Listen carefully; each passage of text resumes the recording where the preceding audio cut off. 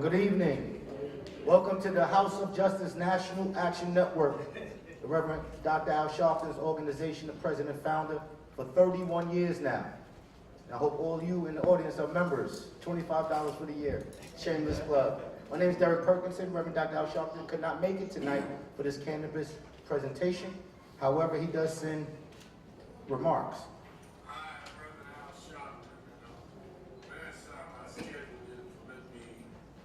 With you today at the House of Justice. But this is a very important forum because it touches upon how cannabis and cannabis market should help the impacted communities where the war on drugs ravage black and brown people. The economic empowerment of black and brown community could be in many ways embellished by this. The expungement of records, something National Action Network has worked for years. The workforce development and high-paying cannabis industry is a concern, and the health benefits and the risks involved with cannabis. So I want to welcome Tremaine Wright, the Cannabis Control Board. I want to welcome my brother Mark Levine, the NAN Borough President, and Kevin Kim, the Commissioner of New York City Small Business Services, as they are at the House of Justice for something we sorely need to deal with. Let's get started. Thank you. Thank you, Reverend Sharpton. We're lucky to have Reverend Sharpton lead us today. All right, so we came here to convene the Manhattan Borough President's Office and National Action Network to discuss cannabis, the upcoming market. Cannabis is now legalized starting January 2023. And as a lot of you know, a lot of the activity around cannabis has been picking up in communities across the city. So to that end, we need to get a lot of the misinformation cleared out the way. And there's no other better people to do that here today than the Borough President, Tremaine Wright, Commissioner Kim, and others that have experience in this marketplace, both here locally and outside of New York State. So we have 10 postcards on your chairs, because we're going to accept questions. So please have some good questions to ask as we go through the program. So it is my pleasure and honor to introduce our Manhattan Borough President and the guy who put this together, the Honorable Mark Levine.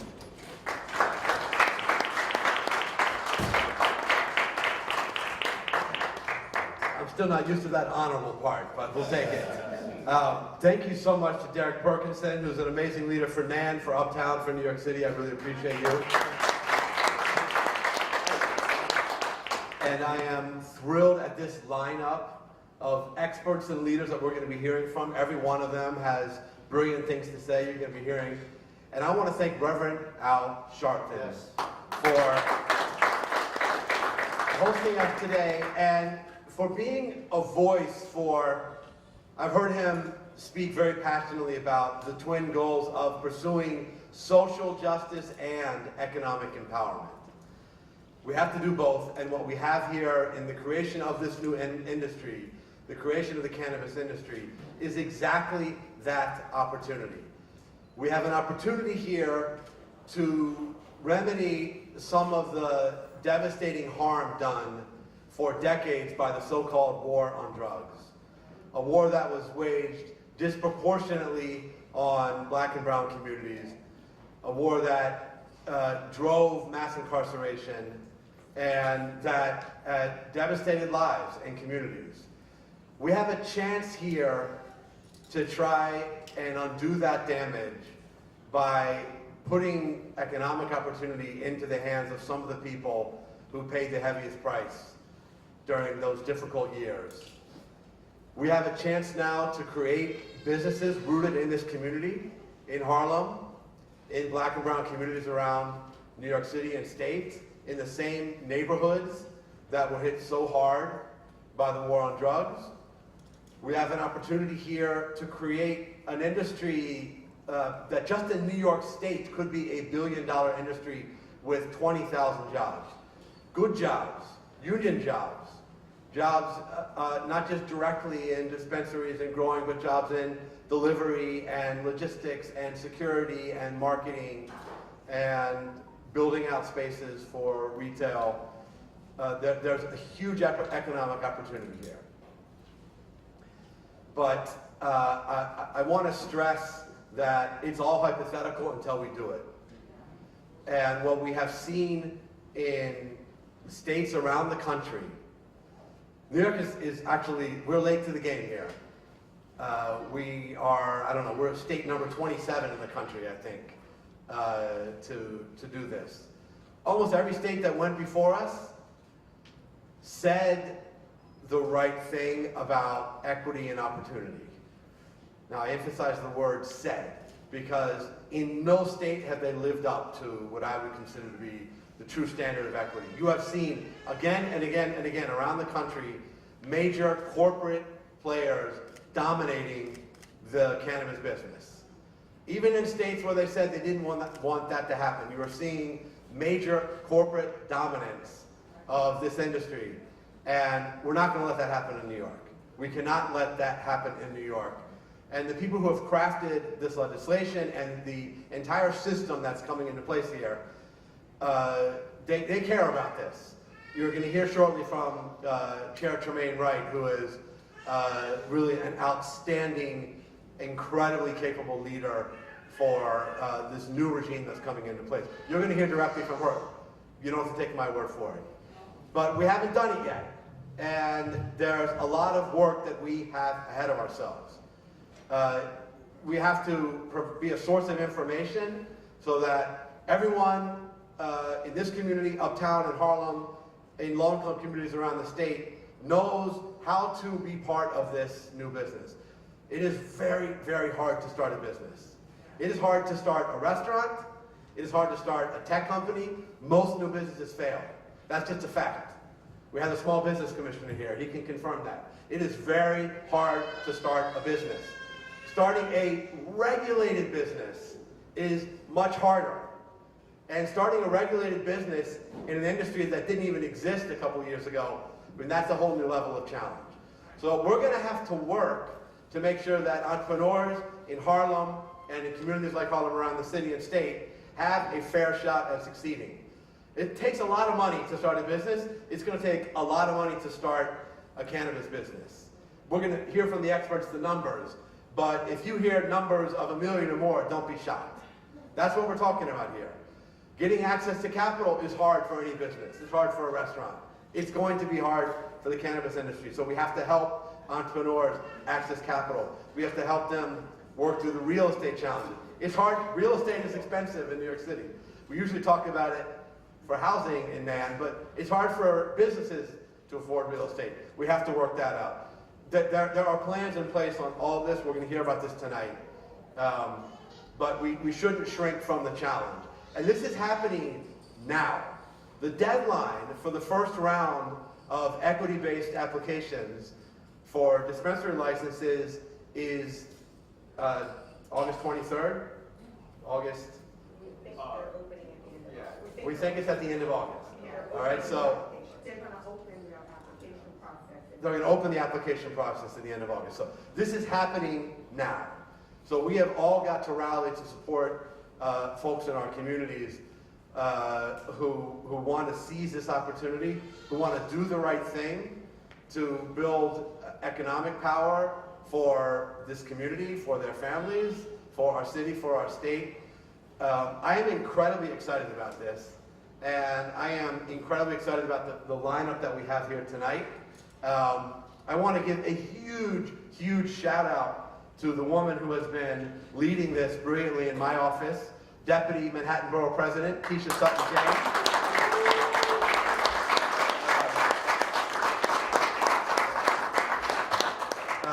She's gotten the biggest applause of the night so far. Let the record show. I hope Reverend Sharp is not upset. I think that Keisha's no stranger to the NAN family. And we are grateful for your amazing leadership on this. So I'm excited for this conversation. I don't want to hold us up any further. I'm going to pass it back to the great Derek Perkinson to take us on. Thank you so much, everybody. Thank you, Borough President Mark Levine. I got to get used to being called Great Derek Perkinson. I like that, Mark. Al, you gotta step it up. So without further ado, I would like to definitely shout out Deputy Borough President Keisha Sutton-James for putting this together, all the work she put in, and also Dominique Sharpton, who's not here tonight, but she's also putting in that work on this as well. Next up to talk about cannabis is a good friend of mine and a champion for Harlem, New York State Assembly Member Al Taylor. All right.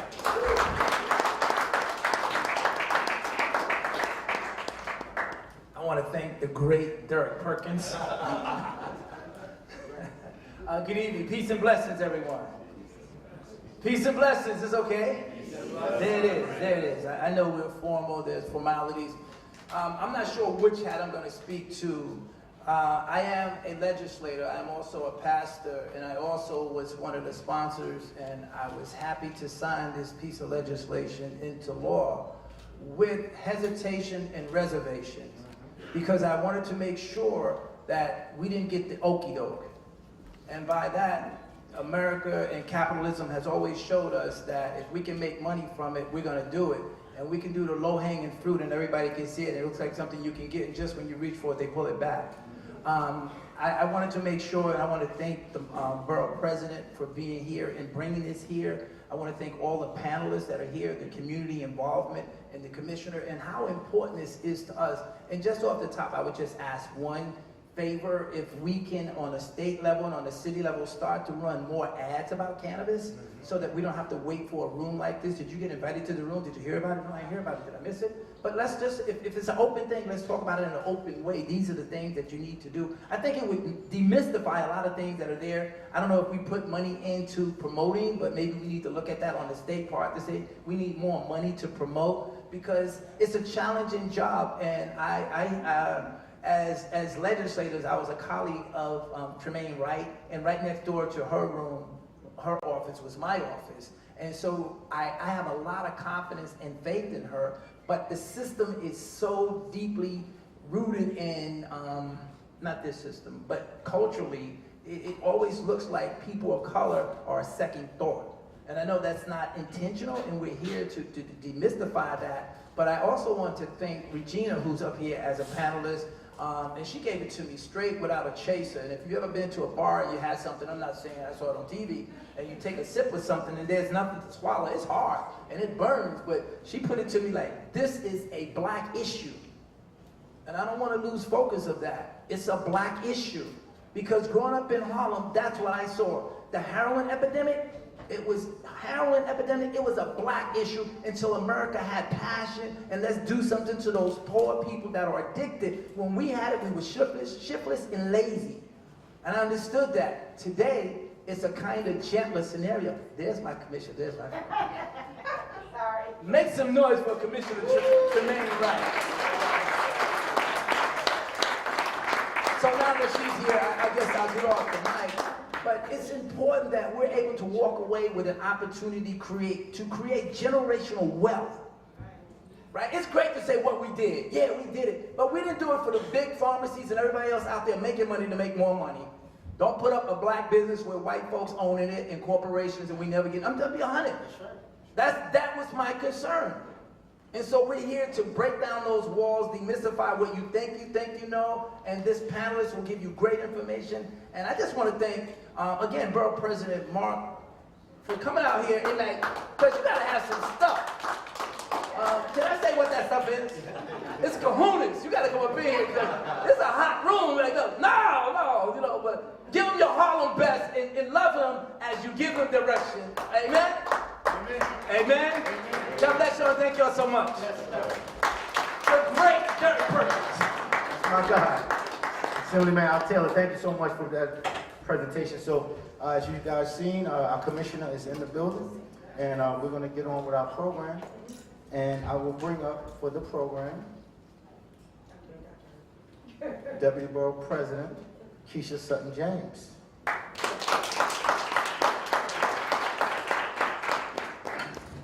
Hello, everyone. Thank you guys so much for coming out tonight. As the Borough President said, I have been working really hard on this work because I feel so passionately about it, and I'm so grateful that I frankly have an opportunity working in this job and working for this man who is equally concerned about the things that I'm concerned with. So thank you everyone for being here tonight. Thank you all of our guests who are here tonight. We're actually going to start out the conversation.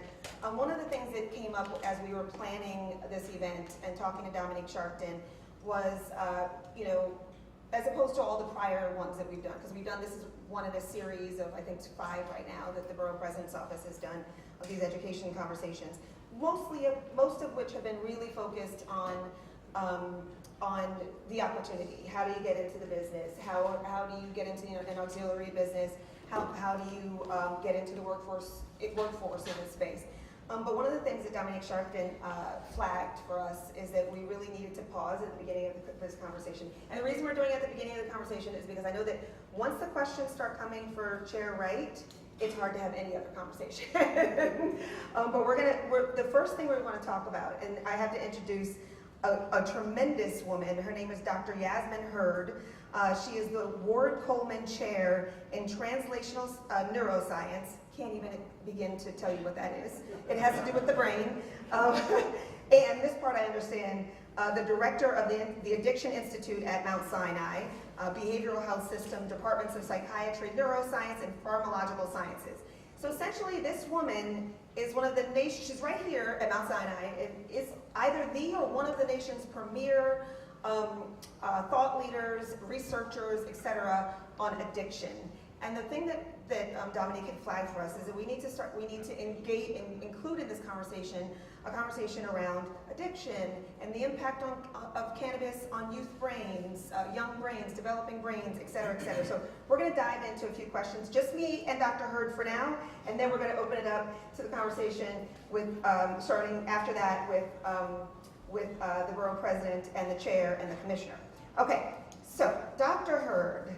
By the way, if you guys haven't seen her YouTubes and all kinds of stuff, she was on Sanjay Gupta's show series about Weed. Yes, it's called Weed. Precisely.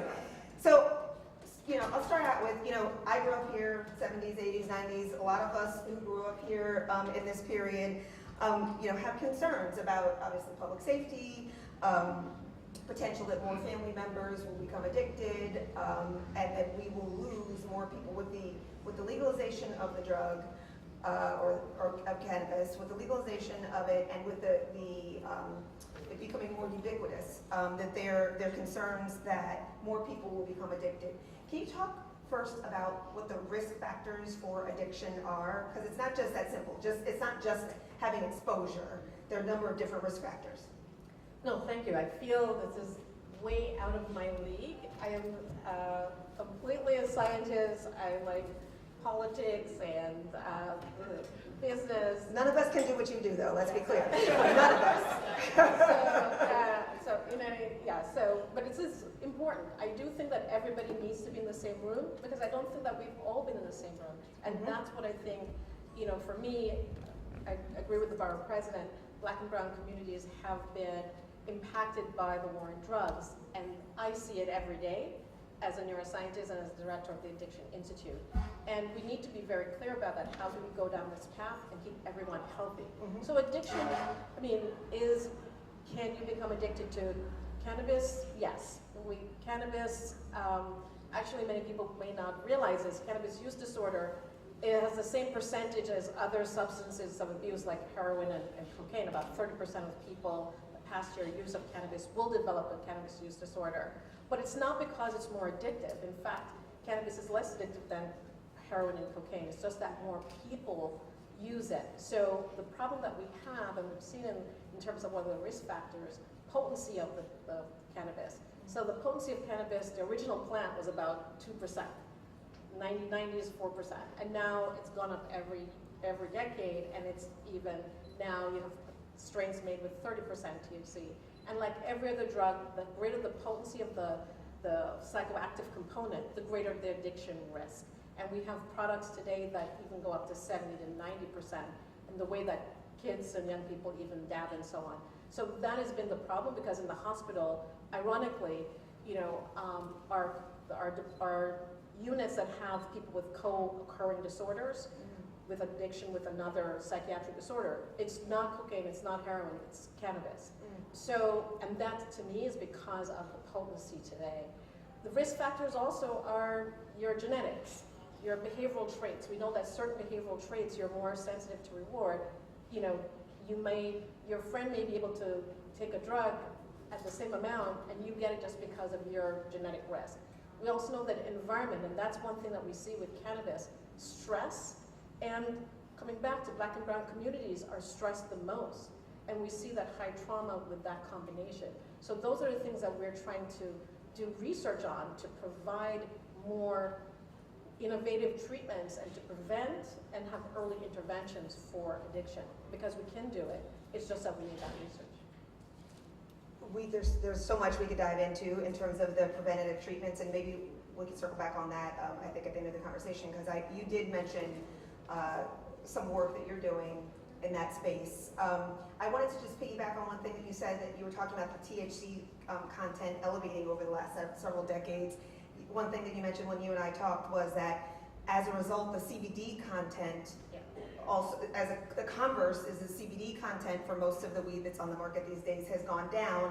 And you talked about one of the benefits of CBD being as a protector against addiction. Absolutely. Is that what you said? So the original cannabis plant. So today most of the cannabis is modified, and the original cannabis plant had actually. Well, all the cannabis plants have many cannabinoids. Most cannabis have hundreds of chemicals. About 140 of them are cannabinoids. THC is the most abundant psychoactive cannabinoid there. CBD we have found it to be actually protective, and the research that I did showed it to actually reduce opioid craving, and that's why we're developing it as a treatment. That was our research, even though it was very tough to do that kind of research because of all the laws against that. So today, the ratio of THC to CBD that originally was like perhaps 10 to 1, it became even 80 to 1. So think about it, the protective part of the plant now was taken away inadvertently. When people made cannabis more THC potency higher, they inadvertently reduced the CBD. And now definitely people are trying to put back in CBD in some of the strains, but CBD definitely we find to be more protective, and that was a natural thing in the plant. Yeah, I thank you for saying that, because this was news to me. I'm learning as much as I can about this as I'm doing this work. And you know what's important, and you know when I hear from community concerns about addiction, I hear increasing CBD is one of the things that one can do in addition to, as you said, some of the preventative measures. I am like, oh, I want to make sure, Chair, right, here's this, so that as the Cannabis Control Board is working through all of its, licenses with the growers, et cetera, that they're keeping these elements at top of mind. And then you just mentioned using the research that you've done to use cannabis as a treatment for opioids. Does everybody know about this? Because I think this is really important, because as we know, we have an opioid epidemic in this country, and to the extent that we can, encourage, what are the obstacles to rolling that out in terms of having cannabis as a treatment for opioid addiction? So the research that I did, and so I do think that people don't even realize that a Black woman was the one who actually did this research to start. So, Amen. No, but it was very challenging. So, I'm not going to get into all the details, not the right audience, but from our animal studies, we actually accidentally found it because I had been studying the developmental effects of cannabis, and in our animal models, we studied THC. And I said one day, let's just try another cannabinoid. And for THC, we normally saw that animals would actually become more sensitive to opioids. So THC made them more want to self-take heroin. But it depended even on their behavioral traits. But CBD, we were shocked to see that it did the opposite. It actually reduced the drug-seeking behavior. And then I did clinical studies, and this is where it was very challenging because even CBD back then was a Schedule I drug, and it has been hard. So we're trying to develop a center of excellence with this new bill in Congress that they're for cannabis research, so we can actually do this. And we need to look at it in a much larger populations, and that's what we're committed to, because we do see that it does work. We're trying to find the right dosing and, the right, for different subgroups of people. But by having drugs like CBD as a treatment, we are getting away from the normal ways in which the war on drug type of medication, like with opioid treatment programs, with methadone and so on, that really makes it challenging for many communities to want those in their communities, and they should. But CBD, you go to the pharmacy. Those are things that we're developing novel treatments based on science. And if we don't have science as part of all of this, that's a challenge for me. Amen to that. We learned that during the pandemic, right? Science first. Can I also ask you about, this is something I learned from that television show. This is how I learned from television shows. Sanjay Gupta, Dr. Sanjay, was about cannabis as a treatment for pain management. Can you talk about that a little bit? Because I know of family friends who've used it for cancer treatment, pain while in cancer treatment. I want people to understand, I'm not pushing, but I want people to understand that as opposed to some of the other stronger and more harmful drugs, cannabis can be used for these. And then also if you can talk to the difference in how they operate in terms of pain management. That was what I learned that I'm now so smart about. Okay. Well, again, I'm not going to give the neuroscience of how opioids work to alleviate pain and how cannabinoids work. If anybody wants that boring, I find it exciting. I'm happy to talk to you. But if you have a nail in your hand, and I always say something, I want an opioid. So opioids for acute pain, they are still the go-to medicinally. You want that. It was the chronic use of opioids that caused addiction. Then that we knew, and again it comes back to potency, because they made these very high potent opioids, and that caused the addiction. Cannabis, and it's THC that produces, in terms of, actually high dose THC can also give you alleviation of the sensation of pain. However, it's about really the inflammation that we're looking for cannabis, and then also coming back to even aspects of CBD, that it's the inflammatory pain. If you have chronic inflammatory pain, that's where cannabis offers more help. But again, dose matters. So I really want people to understand that. And it's not, the more you take actually, the worse. So THC can alleviate anxiety at low doses. High doses, it produces the opposite. In the same way in terms of, we have to think about every condition. I thank you for saying dose matters, not only because you are the doctor on the stage, but also because that's what's so key in what is happening here in terms of taking cannabis legal. Is that one of the benefits is that you'll know what's in the package, you'll know what levels of everything you've got in there, and it will be consistent, and why it's I think a much safer approach to consuming. It is, I shouldn't say much safer, it is the safe approach to consuming. So dosage matters. That's like hashtag dosage matters. I think we just started like a tagline.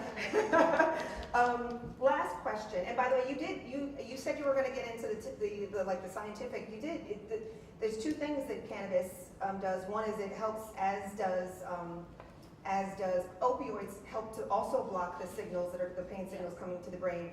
But that the THC helps to reduce the inflammation, which is for inflammation caused pain, which actually is the sorry, am I saying the long-term terminology? Yeah, cannabinoids definitely can, but even their dose matters for their anti-inflammatory problem. Yeah. Right. Thank you. So last question for you, and there, by the way, I should say there are index cards in the seats, and we'll be collecting index cards for questions later. We're going to be moving through like the panels essentially, but then we're going to be asking if you have questions. We'll also hand out pens. But if you have questions, you can write your questions down, and then you can feel free to ask Dr. Hurd or all the panelists your questions after. So last question: are there long range studies done on the long-term effects of cannabis, and if so, where can they be found? So a lot of our research was done on the developing brain because you should know, okay, everybody knows we have an endogenous, we have our own cannabinoid system. But our own cannabinoid system, which we call the endocannabinoid system, is really critical for hardwiring of the developing brain.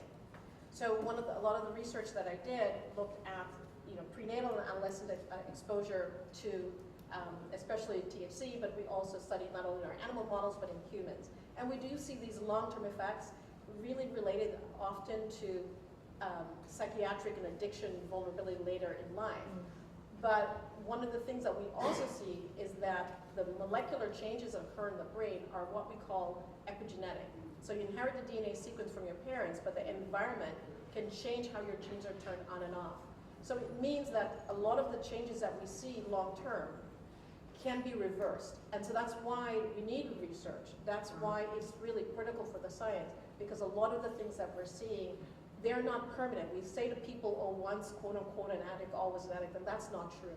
So we really need to make sure that the science comes full force, and that's why we're, like I said, our center, the Center of Excellence on Cannabis Research, there's a lot of research that needs to be done. Unfortunately, even though cannabis has been around for thousands of years, there's not as much there. But for me, I think that working with everybody and having different people in the room will help us get there to ask what are the important questions that are needed to be answered for the community. And I think that that's one thing that we haven't done well as scientists, I will say, is making sure the community is part of the questions that we are asking. Well, I appreciate everything that you just said. Can we get a round of applause? And again, we'll keep her included in the conversation, but up next, I want to bring the Borough President back to lead our conversation with Chair Wright and Commissioner Kim.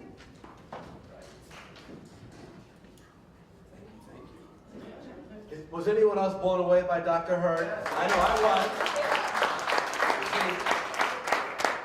Now, I'm afraid you're in trouble, Dr. Hurd, because you're going to get so many invitations now to speak all over the city, because you are extremely impressive. We're grateful for your work and for being here tonight. I am thrilled now that we're going to hear from the leader of New York State's effort to create this new industry, Chair Tremaine Wright.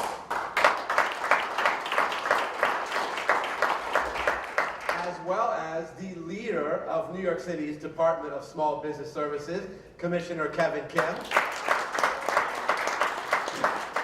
So this is a high-powered duo here. Chair, thank you for being here. You have been so responsive to this community and to our work to help educate the public about this exciting program, so it's always wonderful to hear from you. Equity is built into the DNA of the law and the structure that you're leading right now. And I think that's why you're about to start a new round imminently, which is explicitly focused on equity. Could you tell us what's on the horizon and how that will work?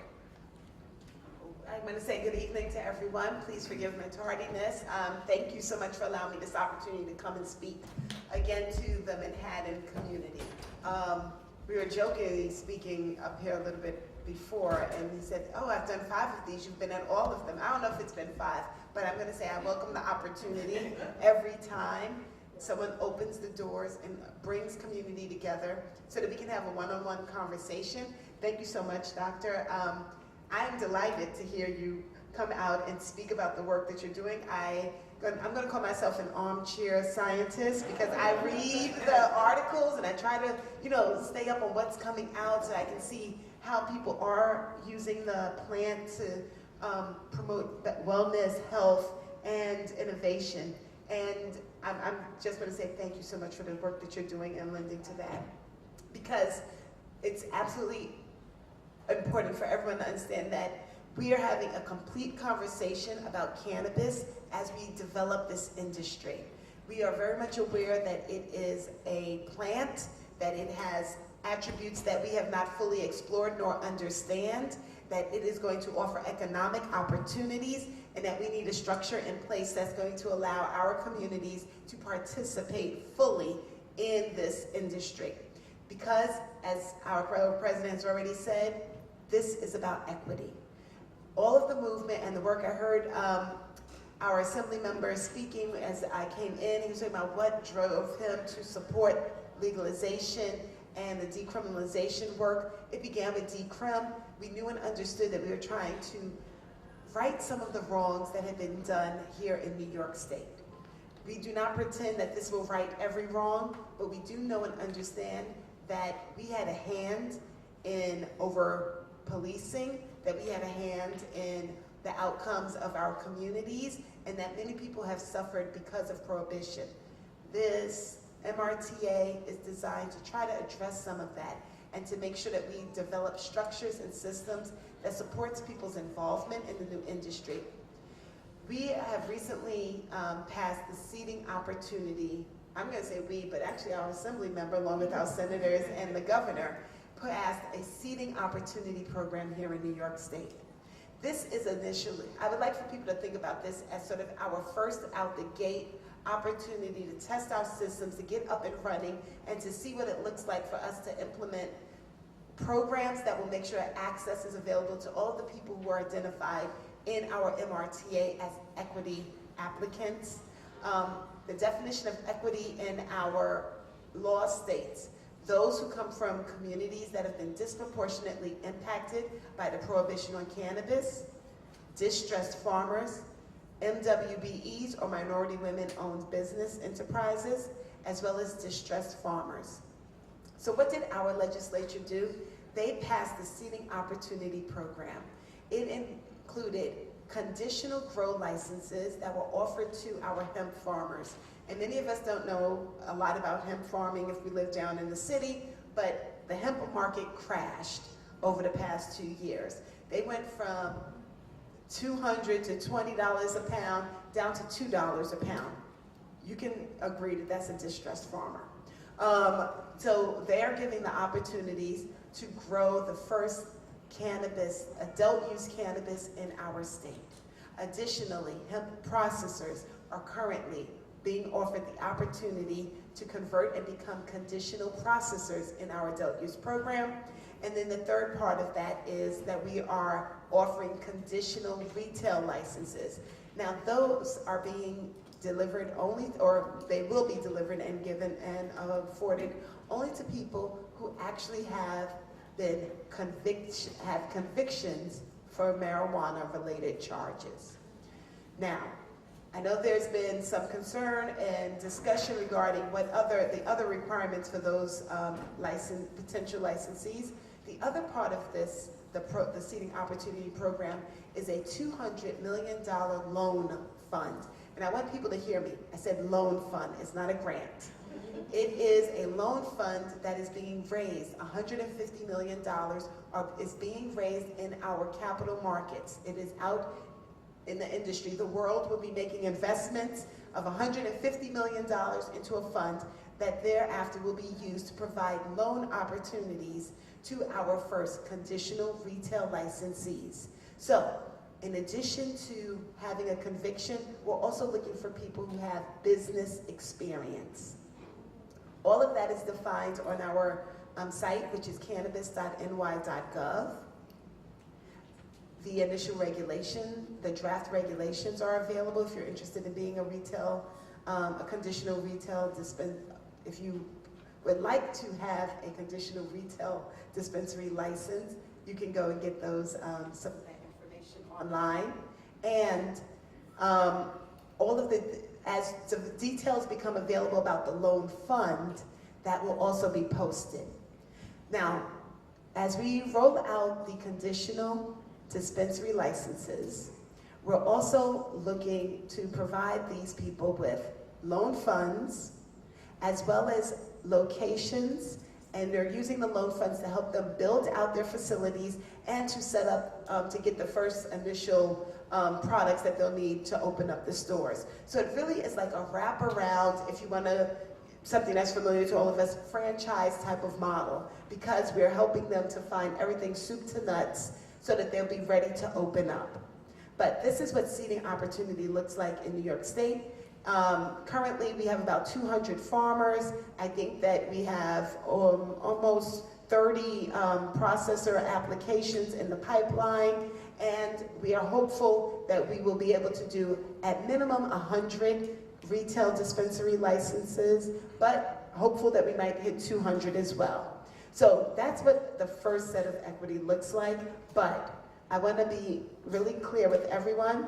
We do not have a limit on the number of licenses that we are going to offer in New York State. We do not have a set number or limit of people that can farm and cultivate, that can own nurseries. We do not have a limit on the number of cooperative licenses, nor those that are going to be micro businesses. We do not have a limit on the number of dispensaries. We do not have a limit on the number of delivery licenses. So please do not think of this as a moment of scarcity just because the conditional licenses are being offered and you may not qualify in this moment. We will do the adult license, full round, available for everyone. And I also I know Commissioner Kim used to work at the SLA. I always remind people, liquor has been legal for 100 years. We still give out licenses every month. So if we think about it like that, it was an industry that we had prohibition, it had to develop, it is still developing, it's growing. If I ask people in here to name 2 new liquor products that have been produced in the past 5 years, almost everyone in this room could tell me one. So that's what I need people to think about. We're talking about building an industry. We're not talking about one moment in time when you need to race to the door and get everybody on your team so that you can open a dispensary, because the industry does not look like dispensaries. The industry looks like you maximizing the skill set that you have to find a way to participate in this industry. So I like to remind everyone, we need every ancillary business that you can imagine to build out this industry. We need lawyers, we need carpenters, we need electricians, we need exterminators and cleaning people. We need folks who do research. We need people who create products. I need graphic artists and marketing people. I need everyone that does something and that's talented to be thinking about how they might be able to participate in growing the cannabis industry, because it is far more than opening up a store. And I want folks to really be mindful of that as they approach when and where and how they're going to enter into this cannabis space. Thank you for that.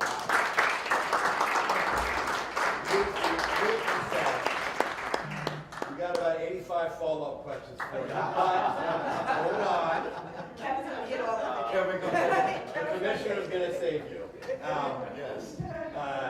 Commissioner, we're really happy to have you here because we want to hear about your department's vision for this new industry, for what it could mean for small business, for our economy, for empowerment in Black and brown communities, and what role you think you envision your agency will have in this new industry. Please, sir. Thank you, Borough President. First of all, it's really an honor to be here in the House of Justice, and so thank you, Reverend Sharpton, the great Derek Perkins, for inviting me here. Thank you. You know, it's been amazing the past few months because going around the state in some ways, but usually within the city boundaries with Chair Wright, she is a true rock star, by the way, but honestly, the tireless work she's done, going through everywhere, being on Zooms, and sometimes I'm there with her, and every time I'm there with her, I learn something new.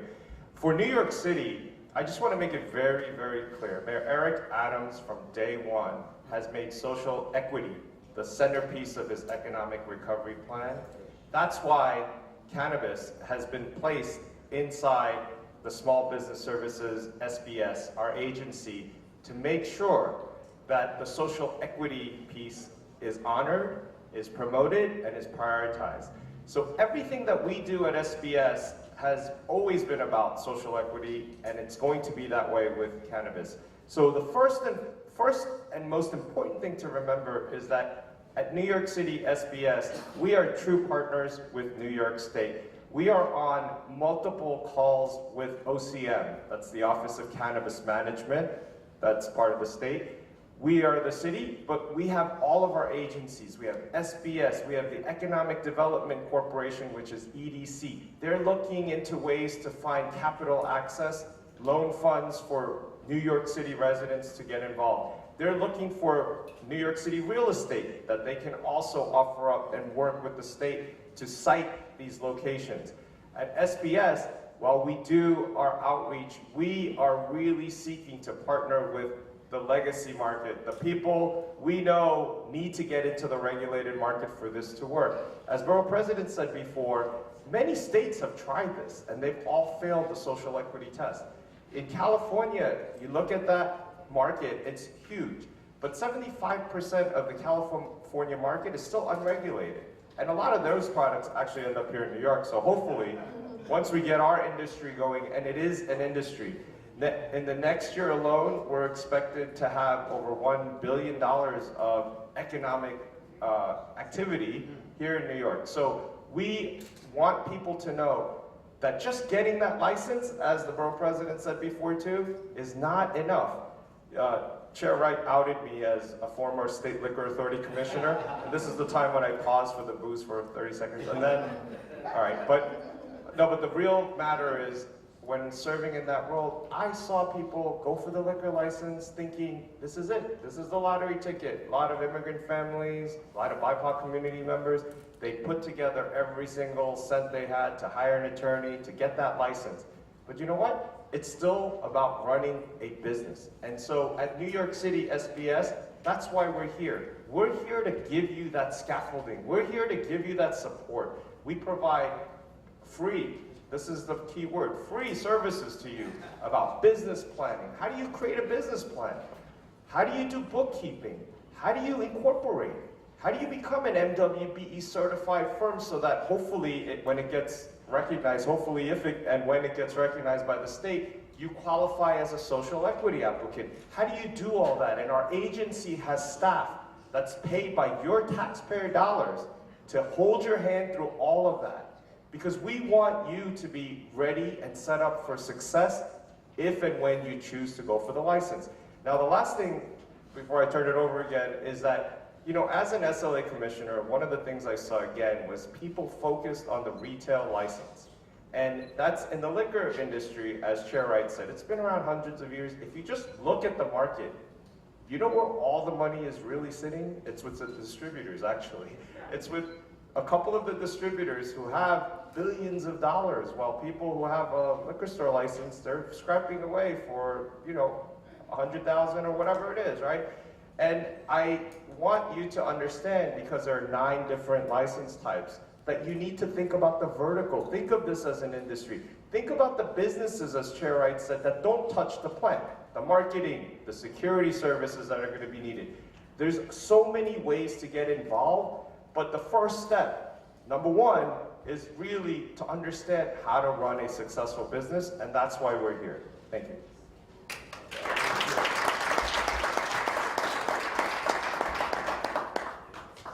We got a little less than 85 follow-up questions for you, Commissioner, but stick around.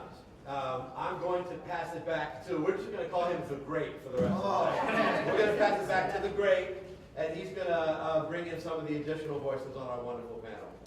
Excellent. Thank you, Honorable Borough President. I like the great nickname. I think it's going to stick a little bit. So listen. All right. 1, 2, 1, 2. This mic's on now. Arthur. Hello? Like this one? Let me hold that. Thank you. This one now. All right, that's better. All right, so as we continue on with our program, I would like to introduce the rest of the panelists that are up here today, and we'll get their knowledge and viewpoints.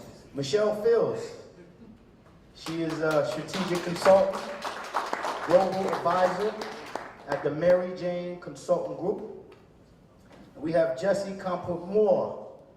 That's my good friend over there, CEO and founder of Comfort-Moore & Sons.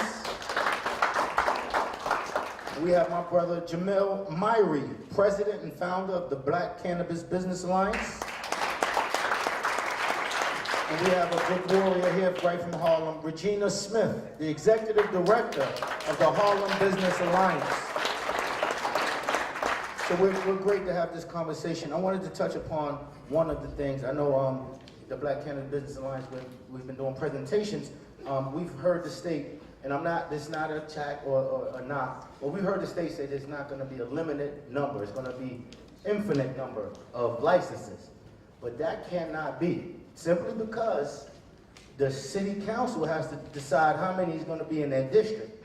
So it's not going to be unlimited but I appreciate what she's saying, because every year, people are applying for liquor licenses, and there's not a cap on that as well. So we're still working this thing out as we move along, but I want people to be aware, the city council is gonna control how many are allowed in their district, so far. Am I right for that? And every licensee must go before their local government. And in New York City, they've already made a determination that it's gonna be the community board, am I correct, Commissioner?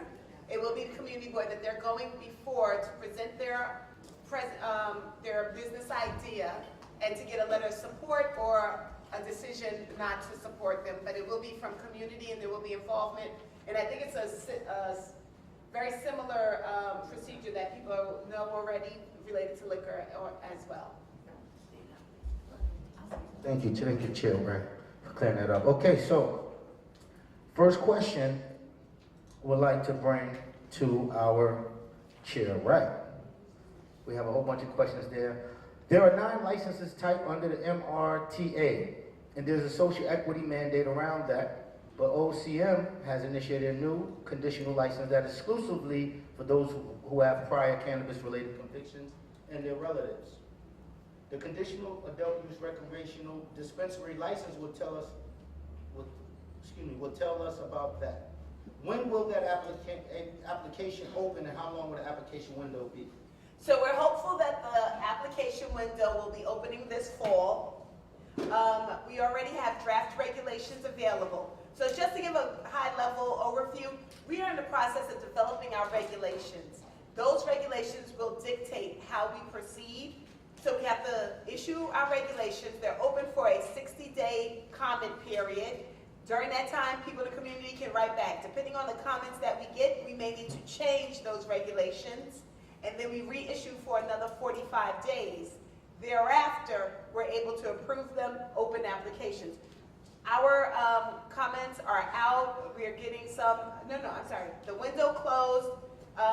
We are looking at comments, and we're hopeful that the application period will be able to open this fall, and we'll be able to finalize the regulations immediately before that. Excellent, thank you, Chair Wright. Commissioner Wright, excuse me. So next question would be for Commissioner Kim. Commissioner Wright outlined how some investment will be given to the applicant. What resources will be offered from your office, and how will they be structured and offered? And what orgs will SBS be partnering with to offer said resources? So I think just making a distinction, the initial application process that Chair Wright referred to, the card applicants. So the money, 200 million grant is over there. For the city and for everyone else, this is still a challenge on capital access, right? Because federally it's prohibited, banks really can't get involved in the same way they traditionally would. So that's why the Economic Development Corporation, our sister agency at EDC, is really looking into ways to be creative, just like the state has been, and to find ways to support people who are going to be applying for future licenses, not this first initial tranche. Fair enough, thank you for that. I want to get on to Jesse. My close brother Jesse, formerly of the governor's office. Jesse, what are your developments, your plans for workforce development in the space? Before I touch on that, I think there's an important part to understand. We talk about supporting our community and legacy operators and just folks that are interested in pursuing licenses. I think too often we focus on the capital component, right? And capital is important, don't get me wrong on that. But if I'm a legacy operator, I've been successful, there are a couple of things in the compliant market that I need help with that are legal and technical. I've never done 280E tax compliance. I've never done real estate, complex real estate deals. I've never done traditional marketing and advertising, right? These are skill sets that I'm gonna need in order to be successful in the legal market. And if we just deploy capital to these guys and don't provide those assets and skills as well, they're gonna fail. And what's happened in other states is those guys fail, the big boys come in and buy the license at 10 cents on the dollar, and it's crisis capitalism.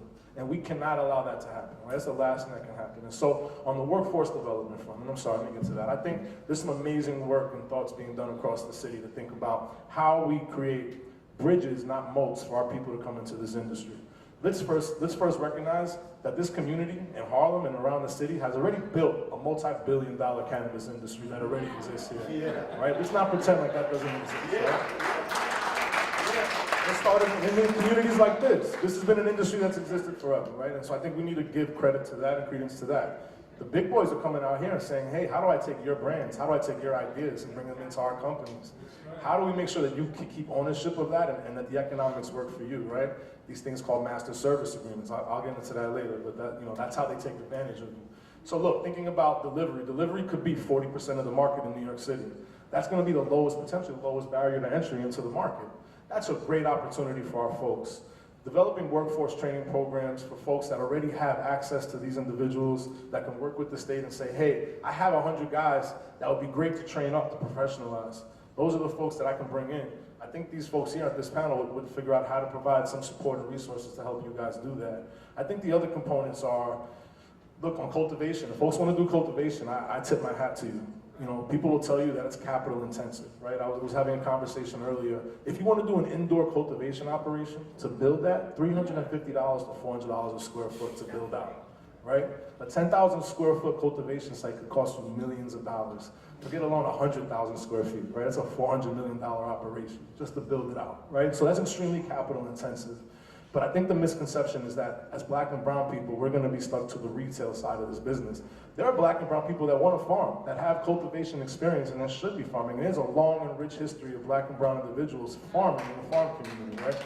And so thinking about that as well, I think what's important is now is the opportunity to communicate to the decision makers, hey, we're not just on the retail side, we want support on the cultivation side. We have history, there's a tradition here. Please recognize that we can be effective on that side as well. I think the chair will be receptive to that. Absolutely, thank you. May I jump in 1 minute? Sure.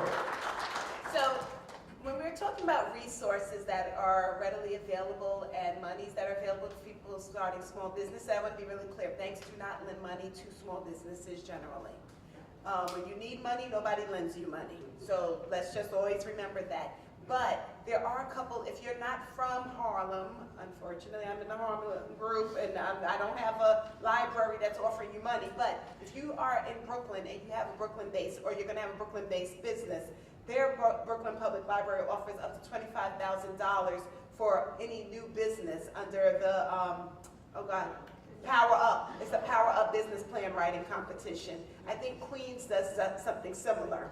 I'm a nudge our borough president here, so that their office might be able to do something with the libraries. There we go. So that we might be able to get something like that in place. Because one of the things that comes out of it is that you write a tremendously helpful business plan, and you're also put in touch with a lot of service providers for your marketing and everything else. And then you also mentioned some of the license opportunities, and I'm drawing a blank on what I wanted to follow up on that on, but it'll come to me later. Yeah, Thank you both for that, very much so. There's some opportunity there. Yeah, and I was talking to some folks about that too, that we only think of dispensary. We're not thinking of any other the opportunities that exist in the space. And to Jesse's point, as you see, again, this is not something new. The blueprint is already done. California, Colorado, other states have done it. And delivery is 65, 75% of the market. So that's another opportunity as well. So I want to get on to the BCBA founder and president, my good friend Jamil Myrie. And Jamil is unique in that he has a vast experience in this space. So Jamil, no question for you, just open it up. What do you think the market needs, social equity wise, job building? I know the National Action Network is working with NYU and the Borough President's Office. We pulled you guys in to work on an incubator program to teach every discipline, cultivation, everything across the board, not just dispensary. So we're working on that. So Jamil, chime in if you can on your knowledge on how capital intensive it is, how hard it is to build out. Well, thank you so much. I just want to say thank you to the House of Justice, Reverend Al Sharpton, the great Derek Perkinson, Commissioner Kim, Chair Wright, good to see you, and Deputy Board President Mark Levine, and the rest of the panelists here. Thank you, and thank you for coming out. As Derek mentioned, I am Jamil Myrie, President and founder of the Black Cannabis Business Alliance, and we're a nonprofit that really was designed to proactively realize the MRTA's vision of social equity policies and programs in New York as it relates to manifesting restorative economic justice for communities, in multicultural communities. But our focus, as we're all about all social equity applicants, but our focus primarily is on those from the African diaspora community, specifically. I think my background, being in the space now for 5 years in the legal space, affords me some really, I mean, I would put it as a very interesting perspective on what is going to come here in New York, and how, in essence, you know, we can best position small businesses, ancillary, and aspiring social equity entrepreneurs for just position you for the best possible chance at success. I've been known to be a very sobering speaker when it comes to cannabis. And I appreciate everybody's comments in terms of it is unlimited and there are limits, you know, just because it really does get pushed down to the local municipal level. And by virtue of that, not everybody is going to get a license, and not everybody is capable for running a business in the cannabis industry. I can speak from personal experience. It is not an easy business. It is tough, it is challenging. And as Jesse laid out, when you layer on that 280E IRS tax code, it is onerous, egregious. I could keep going with the adjectives, right? Because that's a net effective tax rate of 70 to 85% on your gross. So you could actually be making millions on the top line and still have a hefty tax bill that you have to pay. So it's completely out of balance. We do have a tremendous opportunity here, and it is really important that everyone really takes stock in terms of how you look at how you would like to participate in this business, in this industry. We talked briefly about, and was mentioned about, alcohol. Alcohol today is a $272 billion industry. Conservatively, the cannabis industry today is 25 to 30 billion, the legal cannabis market. When you add the illicit market or the legacy market, it balloons to now 71 billion. Prescription drug industry is at almost $500 billion. That's $500 billion. Cannabis just, as far as the legal market, just started, right? So just to give you a sense in terms of where this thing is going. And in New York, we got a lot of work to do. Some have estimated that by 2025, it could be a $7 billion industry. I got questions, because it's going to take a lot of infrastructure to get there. And that means a lot of small businesses, aspiring entrepreneurs getting into the space, really understanding your craft. You are truly a student of the craft. Anybody tells you that I'm an expert, run in the opposite direction. I don't care how many years you've been in the business, nobody's an expert. And I really do appreciate the fact that it was mentioned, this is a regulated business. This is not just opening a store. Dr. Hurt in her share, I start where cannabis is a medicine first. It's a medicine first. And if you get that, you start with that, it informs your decisions as you go forward in this industry. Was it Jesse to talk briefly about Big Pharma? Yeah, Big Pharma is sitting on the sideline, Big Alcohol is sitting on the sideline waiting for the federal legalization to actually open up. When that happens, it's going to be a different ballgame. So I actually am not one that's in favor of federal legalization. Yes, I said it. I'm not, because it gives us time to get ready, right? That's the truth, it really does. And so how you do that, there's a weird balance in all of that. A really weird balance, but it can be done. It really can be done. And in terms of what Commissioner Kim just shared, in terms of the build out business operations that Small Business Services provides from the city of New York, I think is tremendous. Absolutely tremendous. And how you utilize these resources is going to be key. right? A lot of folks can come and go down and, you know, kind of, I'm here, but it's really how you now insert yourself in an activated learning mode to really be that true student to make this thing actually go. I could wax on, but I'm gonna stop. I'm gonna wait for some questions. Thanks. Jamil Murray, thank you. And to the audience, please, if you have questions, write them down on your card. I will read them out loud. This mic is dying, let's don't worry about it. All right, so Regina, you've been in this space for quite some time, and you've been an advocate for our community on this issue in this space. What are your visions and goals for this new market coming about for the Harlem Business Alliance? And what, how we should partner with Tremaine's office and SBS. Good evening, everyone. Thanks for inviting me.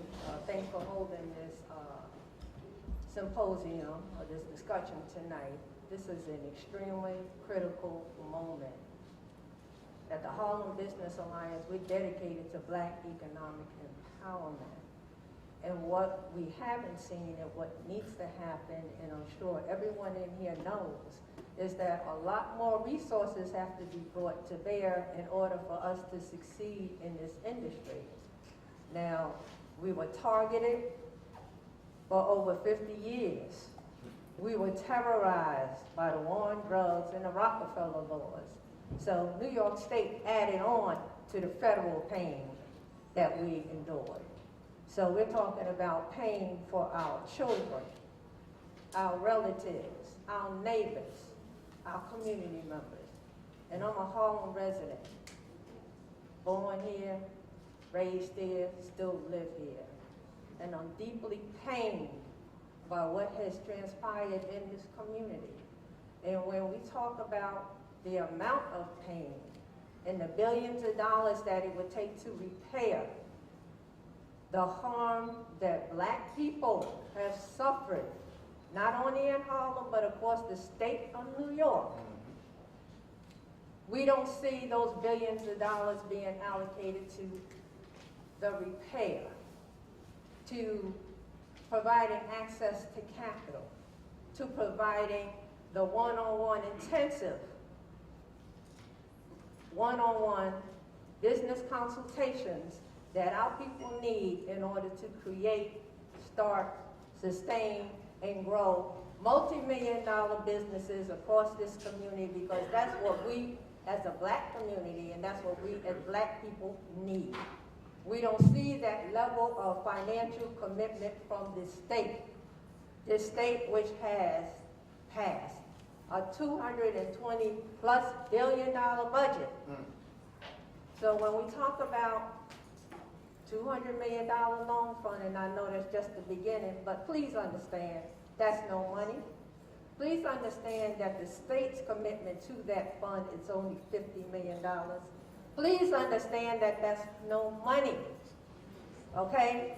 So I nudge all of you to urge our elected officials, who are some of the most powerful people in the state of New York, to step up with the resources, the billions of dollars that we need, not just here in Harlem, but every Black community across the state of New York, because we were specifically targeted. And we're still feeling the pain. In New York City, we represent over 22% of the population. We have less than 3% of the businesses. That's not because we don't know how to open up businesses. It's not because we don't have the intelligence or the capability. We weren't given the resources. We couldn't get the finances. We couldn't get the leases. There are a whole host of public and private policies that were put in place to put us in this position and to keep us in this position. So I'm begging you, Harlem, I'm begging you, Black people, to not accept what you are being given. Demand much, much more. We have to create thousands of Black-owned businesses across the state of New York that make not only millions of dollars, but billions of dollars in this multi-billion-dollar industry. And that will be success in New York State. That's what needs to happen. Excellent. Oh, thank you, Jim. Well, that was good. you know, I got a friend who often says that we're flying the plane as we're trying to build it. And that's kind of crazy that we're trying to do. So, Regina, thank you for that. So, moving on to our attorney, Michelle. What legal issues we're looking at with this new market, legacy dealers, legacy people, and so on, and different social equity, you know, enforcement, safeguards that we're going to have for our community. First, let me say, empowered women empower women, like Ms. Regina, as well as Madam Chair, as well as Dr. Hurd, as well as Dr. Hurd and Madam Chair. And it's a beautiful day to be a Black woman, and coming behind Ms. Regina is amazing. Can you hear me now? Yes. So I am Michelle Phills. I am an attorney in this space. I'm also on the board of the New York Cannabis Business Association, and I'm also a new member of the community board. I have been in this space for the last 8 years, and very kind of geeky, kind of curious, but most importantly, what I see for the New York market is an equitable and inclusive market that looks like everyone in this room. When I speak to my clients, for me, it's about not only capital, cannabis competence, but capacity. You need to totally immerse yourself in this business. And I think equity starts from the inception. Equity for me is very intentional. This is a capital-intensive marketplace. And when I advise, I operate with the Controlled Substance Act in mind, because I need to keep my clients compliant. This is heavily regulated. It's nothing new about cannabis. What's new is about the business of cannabis. So when you need that support. If you look at each mature market before New York State, there has not been one successful social equity program.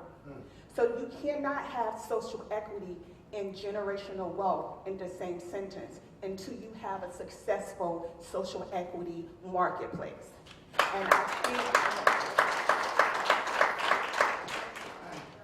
and so when we talk about funding, let's be very realistic about how capital intensive this marketplace is.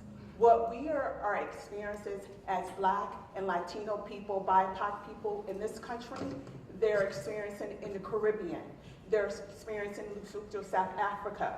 We are sharing the same experience as being locked up and being locked out of this industry.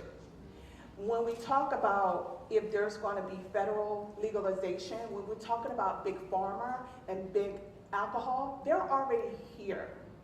And they're pushing your bills. They're pushing your THC potency tax. They're pushing your THC limits. Please understand, please get involved in your community, because it's the community that's going to determine the success, especially impacted communities. And I'm not only talking about Harlem, I'm talking about South Bronx, South Jamaica, Far Rockaway, Staten Island. It's important that you get involved on such a micro level that you understand your business. It shouldn't take me as an attorney, as a consultant, to help you understand what your unique selling proposition is going to be. What's attractive about our state is that we have the real estate and we have this discretionary income. And most importantly, most of our impacted communities sit on the borders of those municipalities that have opted out, especially Queens, Nassau County. Most of those border towns and villages have opted out. The Bronx, Harlem, Washington Heights, when you're on the border of the George Washington Bridge, it's important that that there are opportunities for everyone in those communities to participate. And before I pass on this mic, I think it's very important that we, as our community, think about the ancillary opportunities in this business. The security, the delivery, the trademarks, You're gonna need water attorneys when it comes to cultivation, because you're gonna have to understand, what does water security look like for New York State that has 70,000 miles of waterway? What does the HVAC system look like? What does trademark look like? What does branding look like? What does, advertising in a market that doesn't have non-traditional advertising, what does that look like? And most importantly, Dr. Hurd really expounded on it. I think if we have more research and development in this industry, especially when it comes to qualified conditions of Black and Latinos, it's very important that we push research and development. Research, development equals science. That is going to bring about regulations that build bridges, not walls. This industry is overly regulated. The cost of doing business is very capital intensive. Please don't let anyone tell you it is not. When you think about 280E, when you think about apportionment, when you think about creating an ADA compliance program, when you think about your internal security risks, most of the commercial and residential buildings here in New York City share spaces, share the roofs. How are you going to secure your property? Don't just think about the plant touching businesses.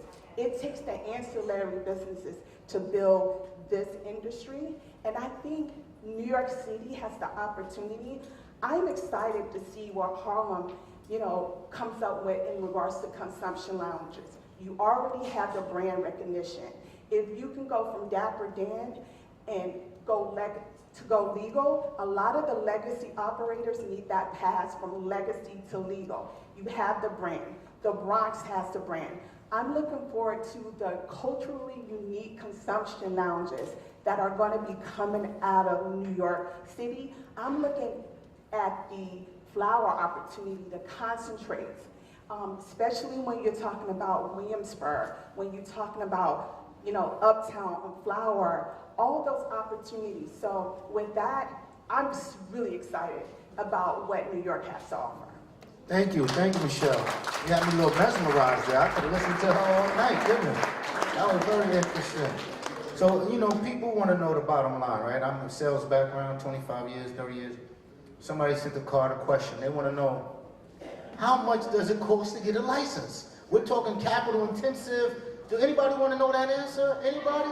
So everybody still want to, approximately, because there's always going to be shifting fees. Is there a baseline number? So I'll give it to the chair. Because, look, to their credit, this first round that we're talking about, the card license, folks are right. There's like a cottage industry that sprouted up where you have these consultants and these lawyers that want to charge you $300,000 to fill out an application, 5% equity if they win, yada, yada. Don't do any of that. What they've done with this first round is made it basically for this $2,000 fee to submit. And the application itself, you guys can really do. Maybe you need some support, but you really could do on your own. It's really an exercise in document retention and then some resume and narrative writing. That thing should not cost you more than $15,000 to pursue potentially, right? I think. But some of these other licenses can be more capital intensive, right? Like, the initial licenses that were issued in the, as part of the cannabis, the Compassionate Care Act, those were the vertical licenses. Those licenses are, potentially cost $3 to $5 million to pursue, potentially. There's only 10 of those in the state. Okay, but how many in total that we gotta pay for if we decide to be Write your question down. So there's only 10 of those existing in the state. Those 10 are currently run by all white men, and there was one woman group, right? So when we talk about equity, I think there's still a conversation to be had about equity in our medical market because there is none.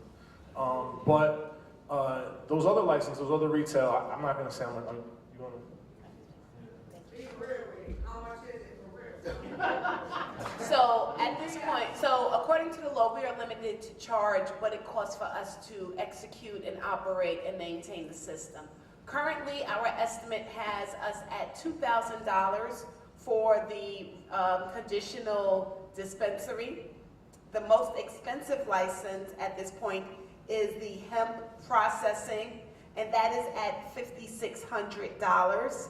To sell hemp, to be a retailer of hemp products in this state, it is a $250 online registration fee that you just go on to cannabis.ny.gov and you fill out your registration form and send us $250. And everyone that sells CBD products should do it. So that gives you and I think the cultivation was $1,500. So what you're seeing is a very modest amount. There are no vertical licenses that are being offered under the adult use program. And when I say vertical licenses, I want you to think about what's going on under the medical marijuana program. That is not an option. By very deliberate measures, the legislature worked to break up the licensing and the industry in New York State so that it is not a game for big players only. This is really about having 9 license types that allow, you cannot hold multiple licenses. Okay, so you're trying to get one more ballpark figure for myself that I'm sitting on and I'm interested in. No, I am not giving you a ballpark figure for your business plan. I need you, no. Hold on, ma'am. We write your question down, we'll get to it. What I'm telling you is, at this point, all of the most expensive license that has been issued is $5,600, and it is a hemp processing. The cultivation was $1,500. The retail dispensary is $2,000. So these are all under the conditional program. We have not released the regular application fees yet, but it is demonstrative of what our costs are because we are obligated under the law to charge an amount that will allow us to maintain the work that has to be done at the agency. Thank you, Commissioner. Also, SBA Kim has a remark on that? Yeah, just to answer that question, so they've answered how much the license would cost, and Jesse pointed out there are people who will charge you a lot of money to fill out these applications. So at SBS, we are setting up Cannabis NYC, and we're launching in a couple of weeks. We have a dedicated team. Mayor Eric Adams put almost $5 million for a dedicated team to be housed at SBS. There's going to be a founding director of NYC Cannabis being named shortly, and that person is going to lead a team that's going to be there for you. And so one of the things you have to understand is that this Cannabis NYC program is working with 7 business solution centers. We have 7 around the city where we are going to train them to do the technical assistance. We're working with OCM and the state right now where they are going to finalize their application for this card and for other licenses subsequently. And every time a new license comes out, application comes out, we have a team that's going to master that. We're also going to go work with community partners, train the trainer. We want people to be able to apply at no cost because we know that that's what social equity is about, is allowing people who don't have all the means. And then for the person talking about the business plan, that's why you need to contact us at SBS. It's nyc.gov/SBS or /cannabis, which is our website for supporting the state's cannabis program. And I do want to point out Ken Eby right here in the front seat. He's our director, executive director for the BNYC, Black Entrepreneurs NYC program, who's going to be working very closely on making sure that we support all the black entrepreneurs who want to get into this industry. Excellent. I know Regina and maybe Michelle next. Just one thing. Okay. Guys, when you think about the money, think about it in 2 rounds, right? There's the money it costs to get the license. But then once you get the license, there's the capital expense that's involved in now building out the operation. The rent for the location, the facility, you want to rehabilitate it, you want to get it renovated. You know, that can cost you $2 million, or to build out the cultivation. So think about that in 2 rounds. That CapEx could be 2.5 higher depending on what kind of operation you're running. So think about that from the cost to get the paper, and then once you get the paper to build out the actual infrastructure of your business. So 2 things. One, the loans that were discussed earlier. I think that the most harmed individuals should not have to pay loans. I think that what should be done should be similar to what happened during COVID when PPP loans were offered to businesses that were impacted during that short period of COVID. And we're talking about how we were impacted for 50, 60 years or more. Some people say even more. So I think that we should have forgivable loans, and that's another word for it. So as you work, as you do the hard work to meet certain deliverables, measurements of success, that you or a portion of your loan is forgiven, and then until it is eventually fully forgiven. And I think that that's what should be offered to the most harmed individuals in this city and in this state. The other thing that I wanted to talk about is that there are legacy operators that are, you know, with the services that you're offering with the government, you know, I mean, you're still the government, you're a city and a state, that are not going to go to you because they don't feel comfortable, you know, you haven't made them feel comfortable, so they are going to want to reach out to community-based organizations like ourselves, or Harlem Business Alliance, and other organizations and other communities, Bronx, Brooklyn, you name it, across the entire state, that know these people, care for these people, want to see them transition. And so, as partners, we need to be engaged to do this work. We need to be funded to do this work. And I just want to share with you, family, that nonprofits aren't funded, especially nonprofits headed by Black women, Black men, aren't funded typically at the same level as white nonprofit organizations. So, but we need to be funded, you know, in a way that we can provide the services to that portion of our community that are not going to seek services and help from you until we get them to the point that they're comfortable in getting that assistance. Thank you, Katrina. I want to give a shout out to Councilwoman, and she's also running for Senate. She just came in and stepped back out. Carlene Rivera, she just stepped in and now she'll be right back. But thank you for that, Regina, very well. So Jamil Mari, I need to know what are your plans? Excuse me? Oh, she's running for Congress. Yes, I'm sorry. She's running for Congress. She's about to be there. She's going to win. Michelle, yes, please. So I just wanted to add, because I do operate in a space on a global level on the business, when we're talking about, you know, the startup cost, it's one thing to get a license. It's another to capitalize that license. It's another to monetize that license and scale. Regardless if you're given a 0 to no interest loan, capitalizing that license is very important. And so in the actual business of cannabis, when you talk about the extraction machines goes for $500,000 to $1 million, depending on what type of extraction machine.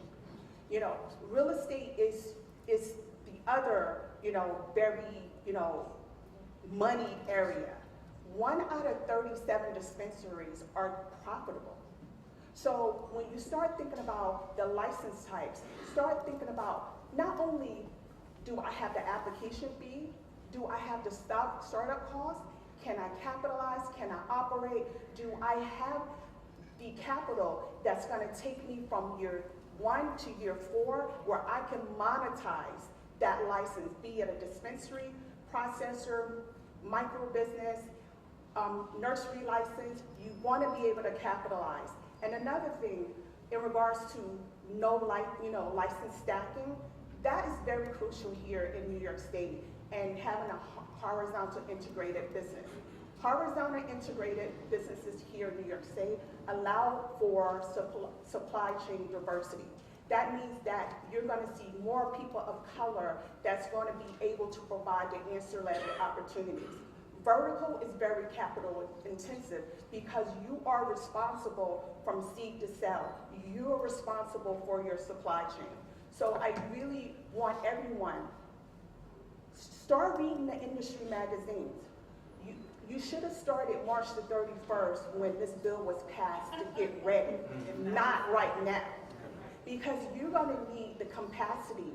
Not everyone can, actually operate a cannabis business. Just because you operate a restaurant business, it's a totally different practice. The source and financial source agreements are totally different. The compliance is totally different. The ADA is totally different. And you're gonna have to have a well-funded compliance program. and the payment fees are astronomical because we don't have banking. So when you talk about dispensary, how are you going to secure that money that's left in your dispensary in that state? So that's another area. So I just Thank you, Attorney Michelle Fields. I got a question for Chair Wright, and I'll get to you, Jamil, real quick.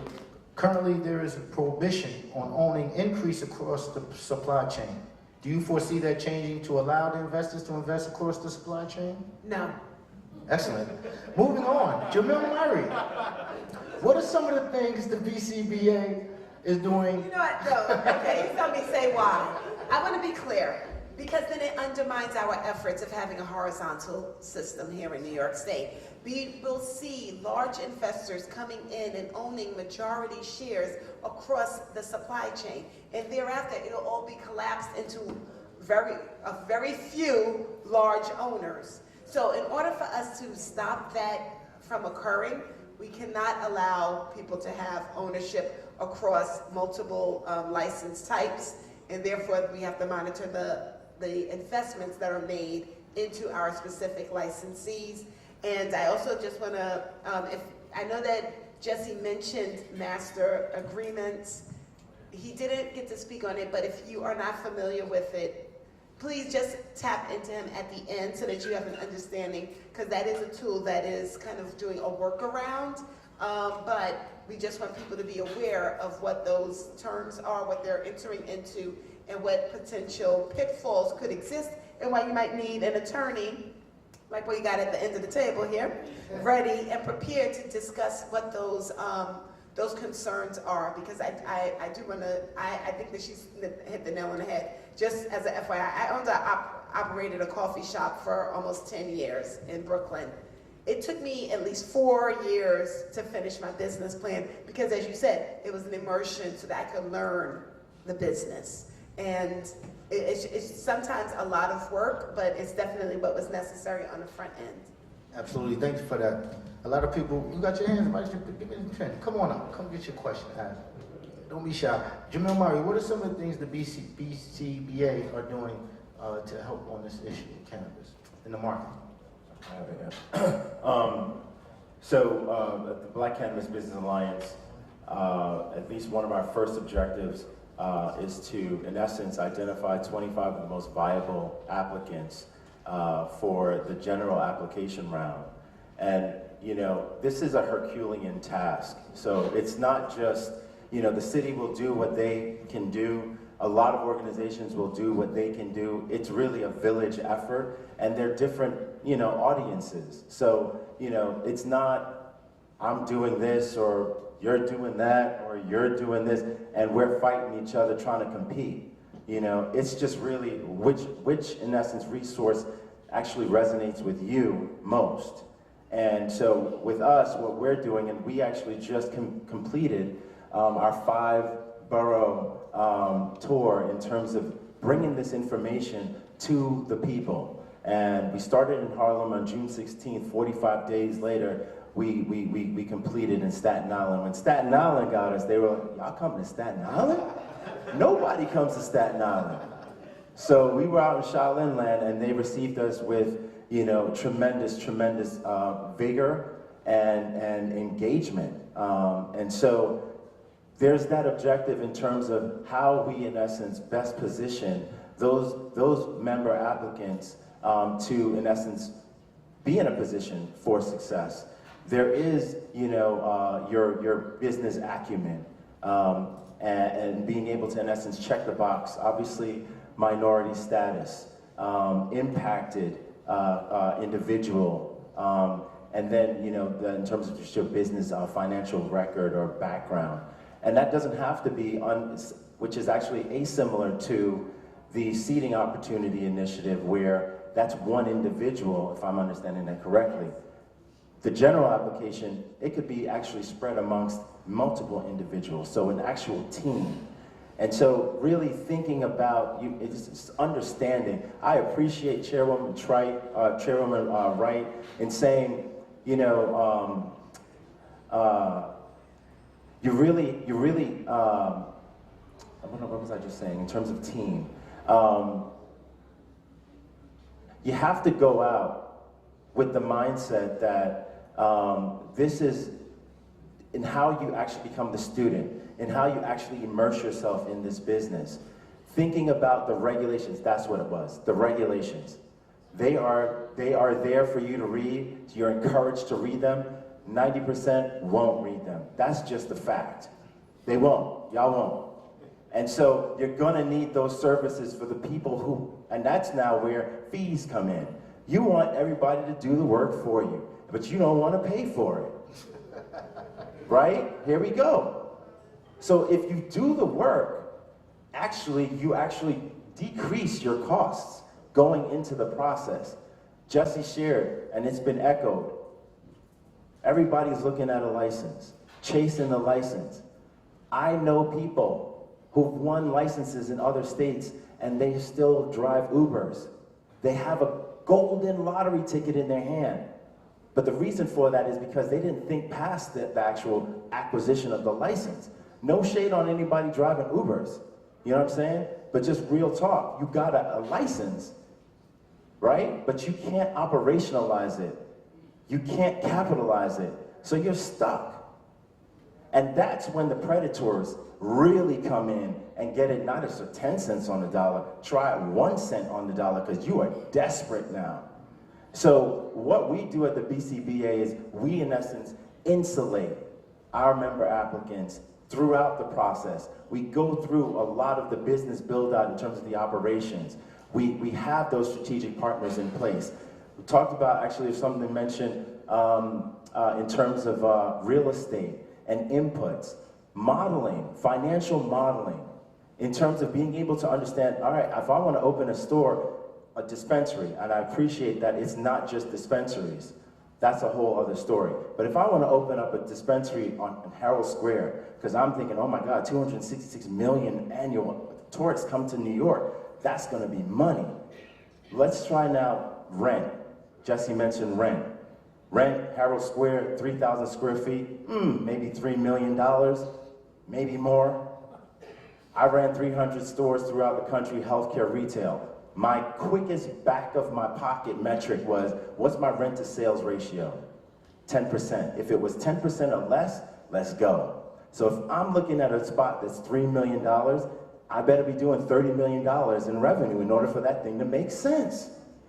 So now, with the modeling, you can put those inputs in and really see what it's gonna take for you to actually make this business make sense.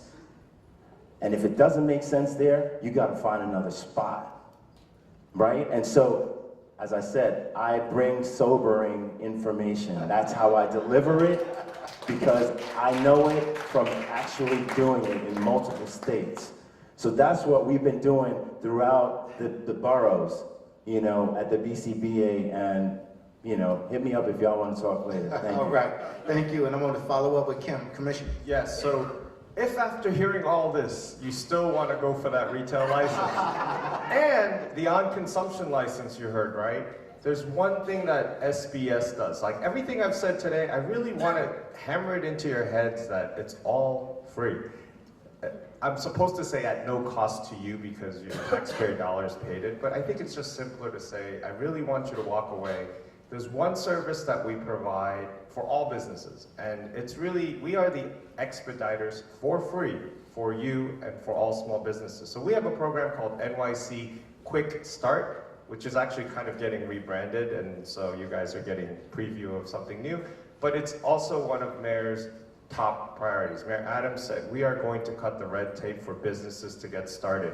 So for example, in the past, a liquor store, you get the license. Now you have to wait for all the approvals. You've got to deal with the Department of Buildings and Department of Health and FDNY, and there's many sister agencies that we have that if you get a retail physical space, you're going to have to deal with.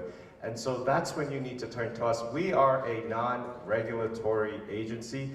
We have people on staff who will walk to your business, walk through the store with you and say, if you don't fix this, you will get fined by one of our sister agencies. But more than that, when you're first starting up your business, if you contact us, we also have people on staff called advocates, small business advocates, whose sole job is to help you cut through all the permitting, all the licensing process, and we'll cut your time and almost have to get it running. You know why?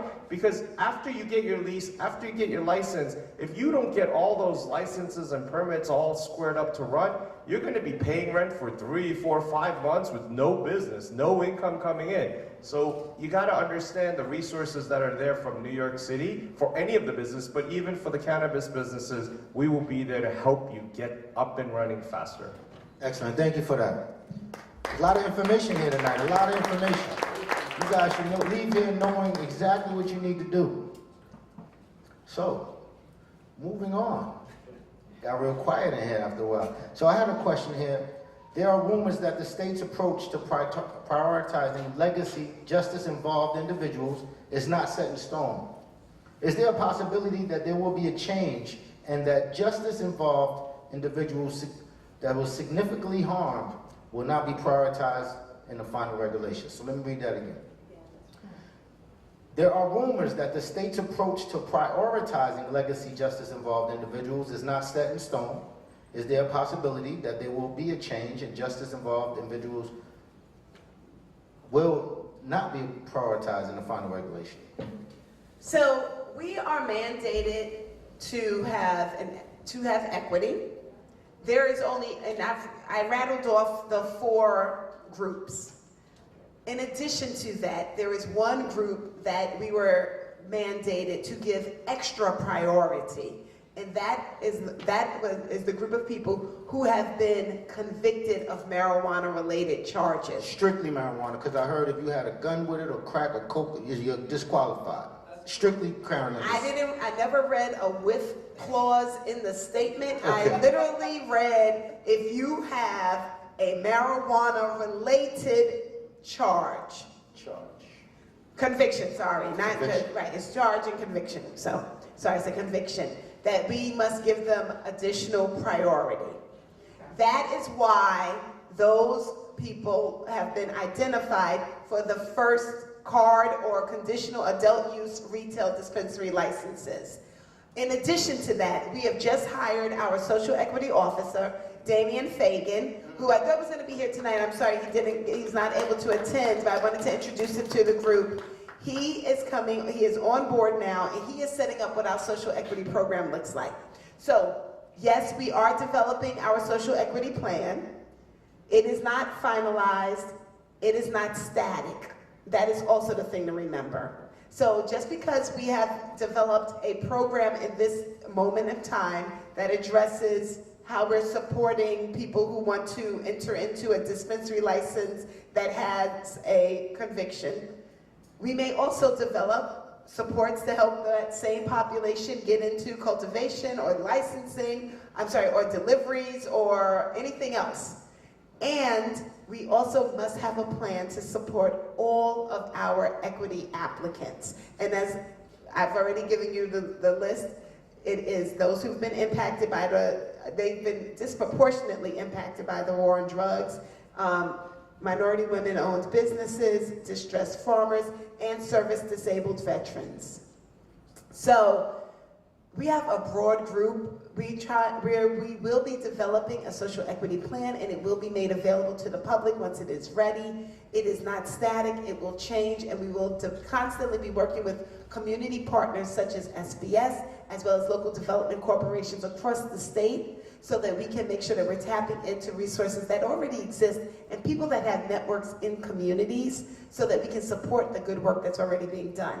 And additionally, I want to remind everyone that 40% of tax revenue is dedicated to community reinvestment. So if community reinvestment plans need to look like no interest loans, if it needs to look like a new senior center, if it needs to look like a repaved track in your neighborhood, whatever it is, you need to be developing those plans now, because the legislature just appointed the members to the advisory committee, and the advisory council are the ones who make those decisions.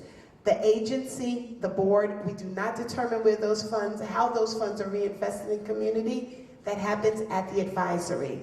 And so we need people, but people need to come up with plans to give them, and they will be dispersing those funds. So we believe that the definition of equity and our mandates under the equity plan are loose enough that we are able to change with time.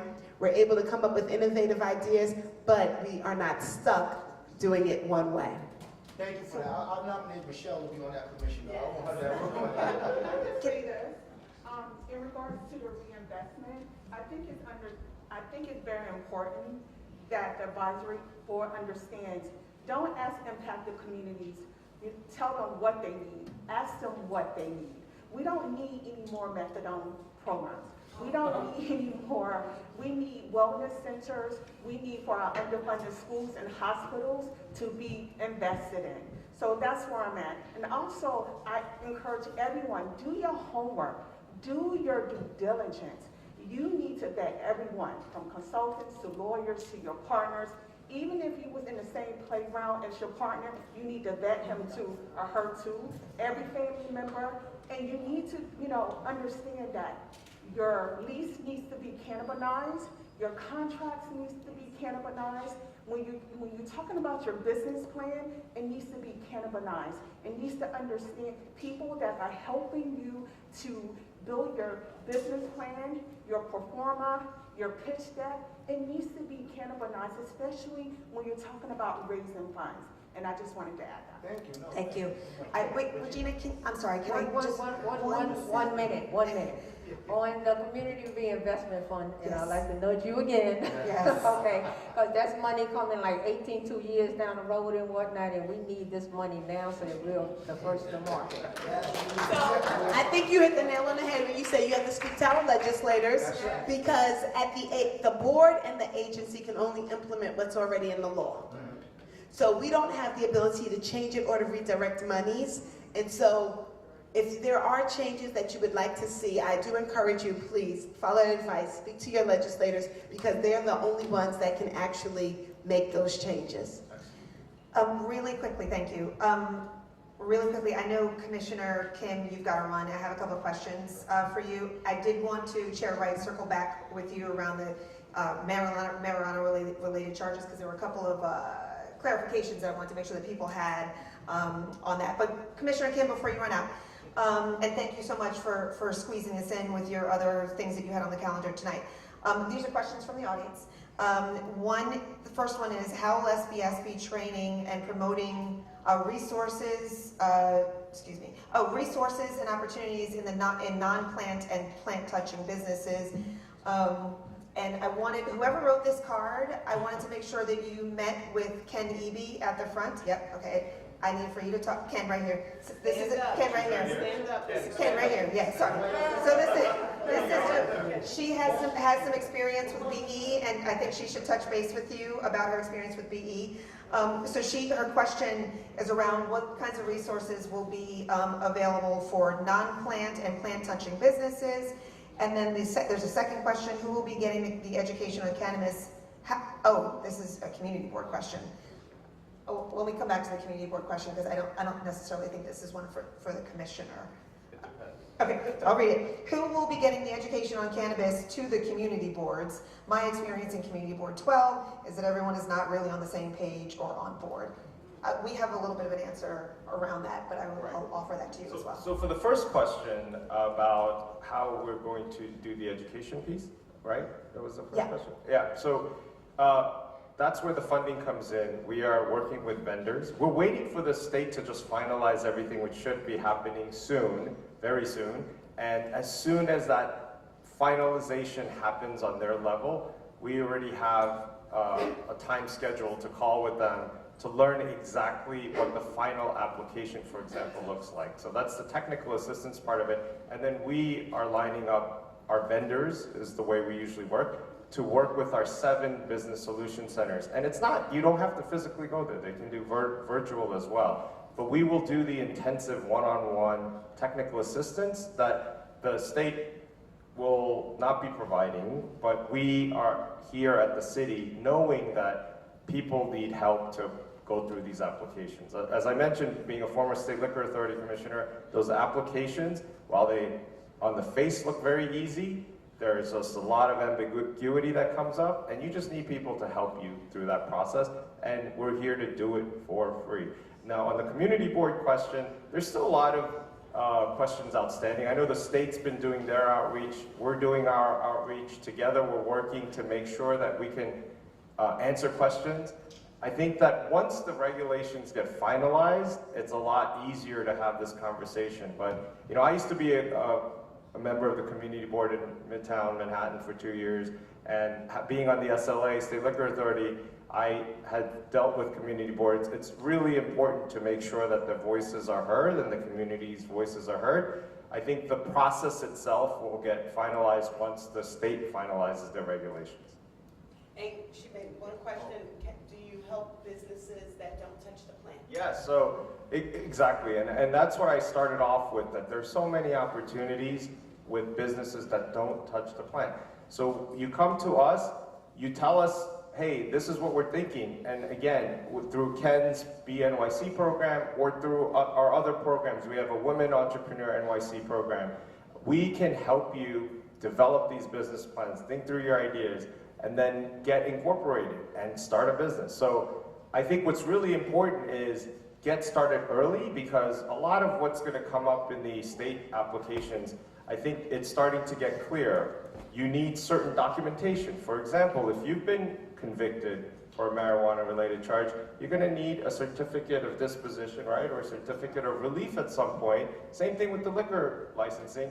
But people wait until the last second, and you know how backlogged the courts are, especially after COVID. So you can get that now. You don't have to wait for the application to say that you have to get it. People should anticipate things like that, and that's what Cannabis NYC, our program, is trying to do, is get you in the mindset, get ready now, not when it's out and everybody's trying to get it at that time.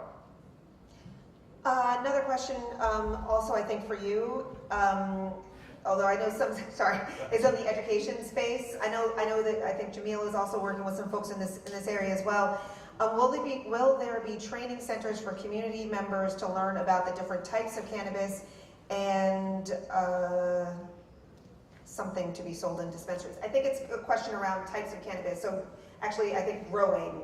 Will there be programs? I think education-wise, the state's kind of leading the way, but whatever they bring out, our job is to take that information and disseminate it, get it out to everybody through our local partners. We manage the 76 business improvement districts. We have relationships with merchant associations, but we also have a vast network of community partners. And so that's what we're going to be doing as soon as the state tells us this is what we'd like to get out. Can I chime in on one thing? So as part of the conditional cultivator's license, every licensee had to commit to participate in a mentorship program for equity applicants. The state is, well, OCM is organizing what that mentorship program looks like, what are the education components, and it's being led by our social equity officer, Damian Fagan. And so as he rolls out those details, they will be available on our website. So I'm gonna ask you, please sign up and get the alerts, because that is a free mentorship program for people to participate in. So if they identify as a service-disabled vet, someone from an impacted community, a woman, or a Black-owned business, or a distressed farmer, they can participate in it. We would like for you to just stay connected with us, because all of this information is coming online periodically, and it's all moving, and we are definitely moving forward with opening the marketplace, but we are trying to build up the support systems as well. Thanks for that. I sense you are, do you need to run? Oh, I do, but Ken is here, and Ken is available to answer any of the questions on SBS. And also, my email is very easy. It's Kevin Kim, one word, Kevin, K-I-M, Kevin Kim at sbs.nyc.gov. So you can email me directly, and we'll answer any of your questions. Thank you. Thank you so much, Commissioner Kim. We really appreciate your making the time to get the information directly to the folks. Really quickly, I wanted to follow up on, there was a question actually, an additional answer, I think, that wasn't raised, an answer to the question around education. I understand that the governor, I saw a release that the governor allocated $5 million to CUNY and SUNY education programs, that are, one of which will be in, there's only one I think that's downstate. All the rest of them are upstate. It is the state community colleges that receive the funds.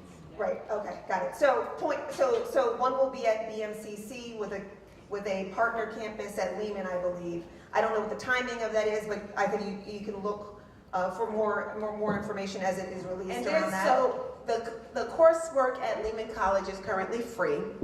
The BMCC course is going to be rolled out as a outpour of the funds that are being invested now.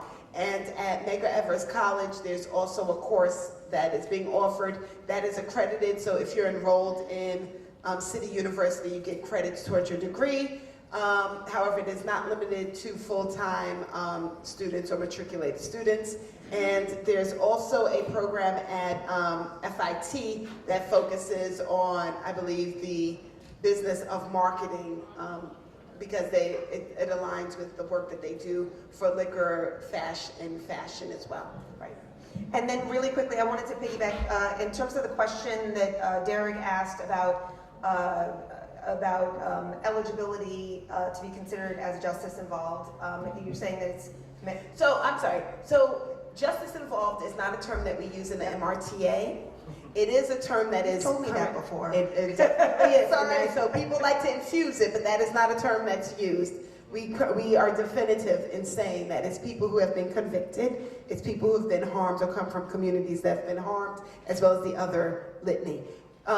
Legacy is, again, not a word that we use in the MRTA. However, if you identify yourself in those ways, there's often a likelihood that you also can identify as someone who comes from a community that has been disproportionately impacted. Or maybe you're a woman or a minority-owned business. Maybe you are a service-disabled vet. So we are not using those terms, we're not building those out. And while we do use the term justice involved in some of the definitions in the card application, it is very specific to the card application, and it is there to make a definition to move things along in that space. It is not something that we're building out as under the MRTA, because we also do not have the ability to change that. So there's really, to my point, the thing I wanted to kind of parse out is in the card application, is convicted of a marijuana-related charge from New York State, not federal. Right. Correct. I just want to make sure everybody knows this. It's not federal. New York City, New York State, before March 31st, 2021. Yes. And if you have a parent, dependent, sibling, child, all those things, right? It's not just you. It is not Correct? just you, but let me tell you what the family is. It is parental, guardian, child. No, siblings are not captured in that definition. And that's why I was going through it. And I was like, it goes up, it goes down, it does not go sideways. And the legislature made a decision about that. If you don't, we are not able to change it. We are only able to implement. And so just be clear, it is, I believe they use the words parent, guardian, and then also child dependent.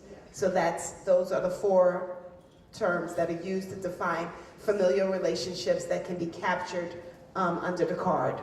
No spouse. Oh yes, I'm sorry, and spouse. Thank you. Lord, thank you. Thank you. All the minds. We need all the minds to get all the information out. And your Thank spouse. You. And your spouse. Okay, good. There's a bunch of wonderful questions here.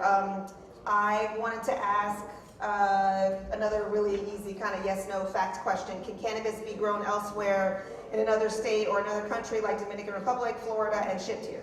No, it is. We are not authorized to do any interstate travel. It is still Schedule 1. That is federally prohibited. Perfect. Thank you. And the other thing I've heard you say, do not try to bring it from elsewhere. That's a big no-no. You might go to jail. Crossing state lines is illegal. Yes. Let's see. What is the projected number of license holders that you see that you think will be in Harlem? If you can't get that answer, perhaps Manhattan, New York City. I know they asked Harlem. I don't know, because are you talking about nurseries, dispensaries? Are you talking about distributors? Let's talk about card. Oh, and card, we don't know. We don't know yet. So there are 150 statewide, correct? No, we don't have a cap on the number. What we For have card? a cap on is the number of dollars that we're going to raise, which is $200 million. And so what we have committed to is giving every card licensee a loan so that they can do build out, set up, and also prepare for opening. We did not limit it. And so if your business is able to get up and running and they discover that they're only making they're doing $500,000 loans instead of $1 million loans, the outcomes may be different than if they're doing $1.5 million loans. It really is going to depend on what kind of loans are necessary to support the licensees that they're working with. Okay, that's helpful, thank you. Another clarification question. I think that it was said by two different people that will be open, the application for card will open at the end of August, which is, I think, also what was said on the meeting last week, but you just said it'd be in the fall. Is it the fall? This is what the question's asking. Is it fall or? So I'm sorry, I was thinking September and I did say fall. So we do not have a firm date at this point. I don't believe that we've posted a date online yet. And so that is why I'm saying fall, because in my mind I was thinking September. We're hoping that we'll be ready. So, but I do speak in very loose terms of winter, spring, summer, and fall. So I don't think I love it. No, I get it. September is definitely fall. At least that's what it is in New York City. September 22nd, but, so no, Yeah. we are trying to get it done, just like we are trying to get the regulations done by the end of the year. So we're steadily pushing forward with it. We want to have stores open by the end of the year. And so as we estimate how long it will take for us to process applications, get build out done, get products to market, we are guesstimating that we need to have the applications opening late summer, so that's that August, September time, and then we'll be able to process them and get people on the road. And just piggybacking on this question, because I know this came up at the event last week, how long will do you anticipate the application window to be open for people to actually complete their applications? So I believe that in planning, we've been working around a month, generally. So we don't have that is not fixed at this moment. And once that information becomes available, we'll be able to share it. Thank you. Last question along these lines around card. I'm trying to get all the card questions. No, that's fine, perfect. Regarding the $150 million loan fund raised in capital markets, will the lenders own shares of the businesses that use them? Nope, they are not investors. They are lenders. Got it. And will there be, this is perhaps perhaps a question for card applicants, perhaps. Will there be regulations to ensure that private equity firms and hedge funds don't push the black and brown social equity applicants / owners out? How's the state going to handle that? So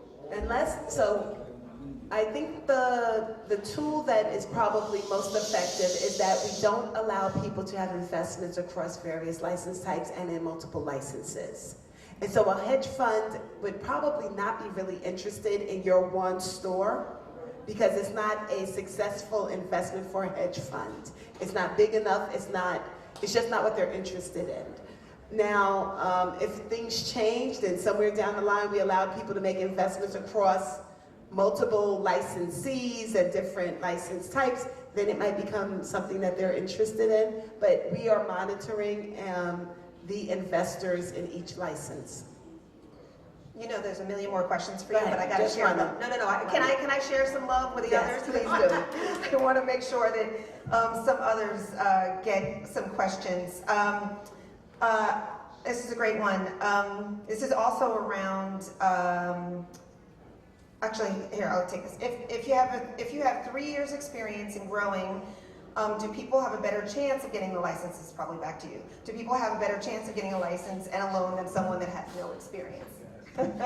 So there are no requirements set at this time related to the licenses saying that you must have business experience in something that has been federally illegal.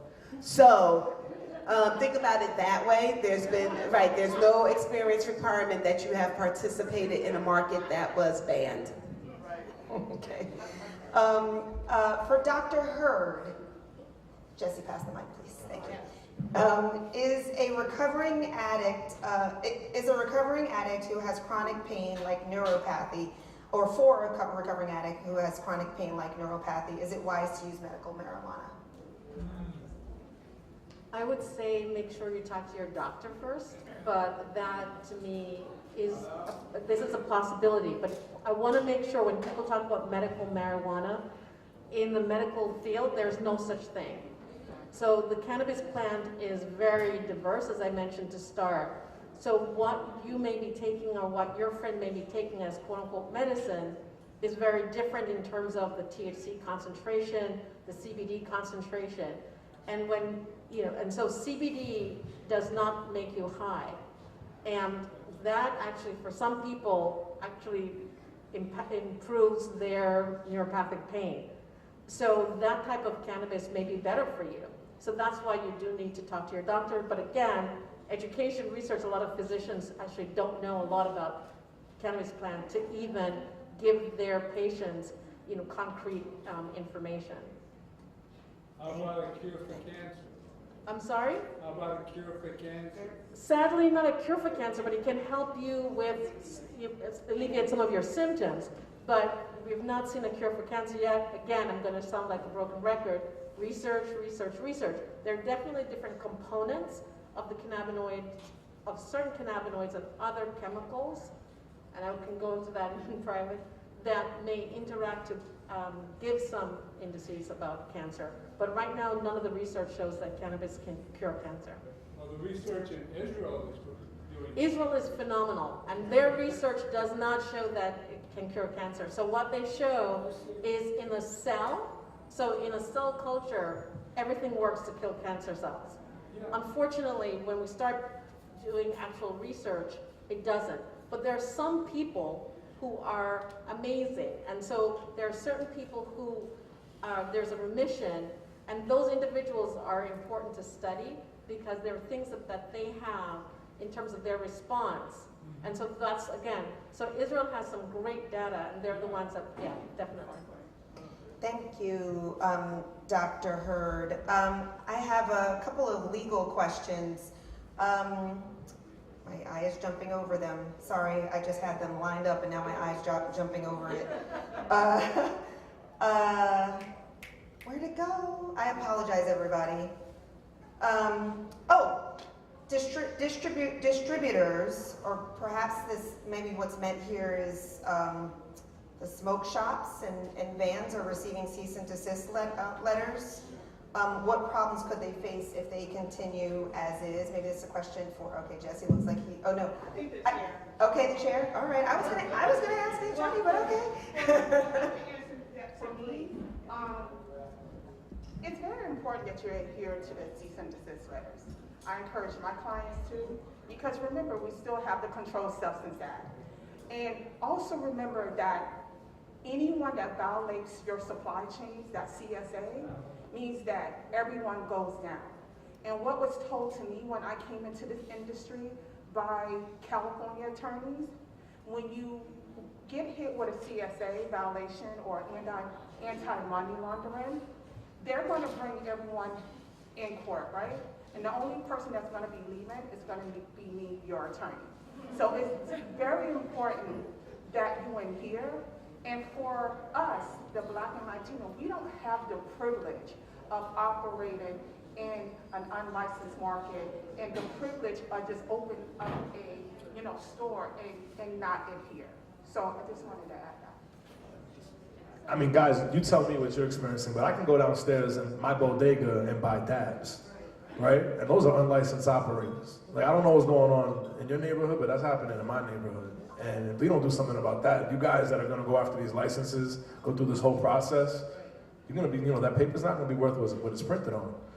So we gotta figure that part out, because there are a bunch of guys right now that are just, Uncle Buds in these green, y'all see them up here, there's the Excelsior Club down in Manhattan, they're all over. Something has to be done about that. I think they're taking measures to stop some of the obvious actors, but what are we gonna do about every bodega in New York City? And let me just add this. We have to fear the OCM and the Cannabis Control Board, but you also should fear your Attorney General, who's very heavy-handed.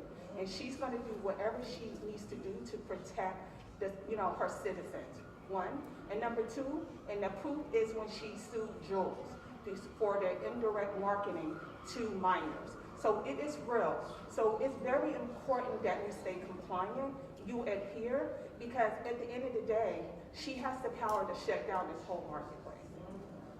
So I have a follow-up question for that one that I've heard from others at other sessions, and that's around how do we, while we're doing this, how do we also prevent the over-policing of Black and brown folks around marijuana? Because what you're hearing is we need legacy operators to enter this system, so that the system can grow, so the community investment funds can come into the community, all the things. But how do we actually ensure that doing that does not result in the re-policing of our... So they've already taken some major steps in that direction, and that was even during the negotiation of the MRTA. The MRTA bill almost fell apart. I was part of the negotiation on an issue of what do we do on roadside pullovers? How do we handle the issue of roadside pullover, right? And what some wanted to do in the Senate was to treat it the same as a DWI, right? And if you refuse a test, right, because there's now some type of breathalyzer test or like saliva test that exists that can tell whether you're high on cannabis. If you refuse that test, then you get an automatic suspension, just like you would in the DWI. And there were those in our assembly, our majority leader, or one of them, that said, they would not allow a tool to be used to further discriminate against our Black and brown men and women in our state. And they held their ground on that, and the Senate kind of caved on that issue. And so they've already done some major things to protect and prevent the profiling, the further profiling of our Black and brown individuals. I think the issue is almost like if DAs aren't going to prosecute, right? If DAs aren't prosecuting, then cops aren't arresting. I don't know what you guys, I don't know if that's a real concern, because I see these things happen across the street and the cops are right there, they're not doing anything about it. So it's a major concern, and as an attorney. What it is the mental health. What it is, that's the real concern. Say more. Yes. So, definitely. I would like to speak upon this because I'm Green Market Healing. My business partner out there is Julia Ramos. I got jumped on these streets last Thursday. That's the problem. It's the mental health victims that's controlling this whole situation. I want to give this to Mark Levine. This is the Borough. Can I ask you, just because we're videotaping to get it out, I just want to make sure you're not blocking the cameras, etc. It's a shame because the victims out here is really controlling this whole thing. I really create a place of happiness. We want to enrich and restore our community. And the reason we can't enrich and restore our community is because we have the mental health victims. We have the Black and brown people right there on the corners, and the police, the officers is not controlling. It's not about control, it's about help. It's about giving them the proper guidance.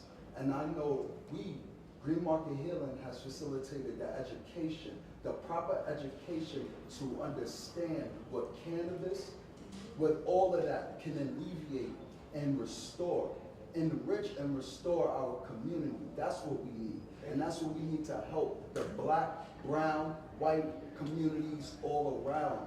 So this is my part. I agree with you, sir. But the one thing I would say to you is that I don't think police have a role in the mental health issue as much as social service providers and mental health professionals. Not that maybe there shouldn't be a police officer present, but I don't think police officers should lead that effort. Quite frankly, when they do, our people get beat up, quite frankly, right? Like, they don't know how to handle mental health like victims. They don't know how to handle it.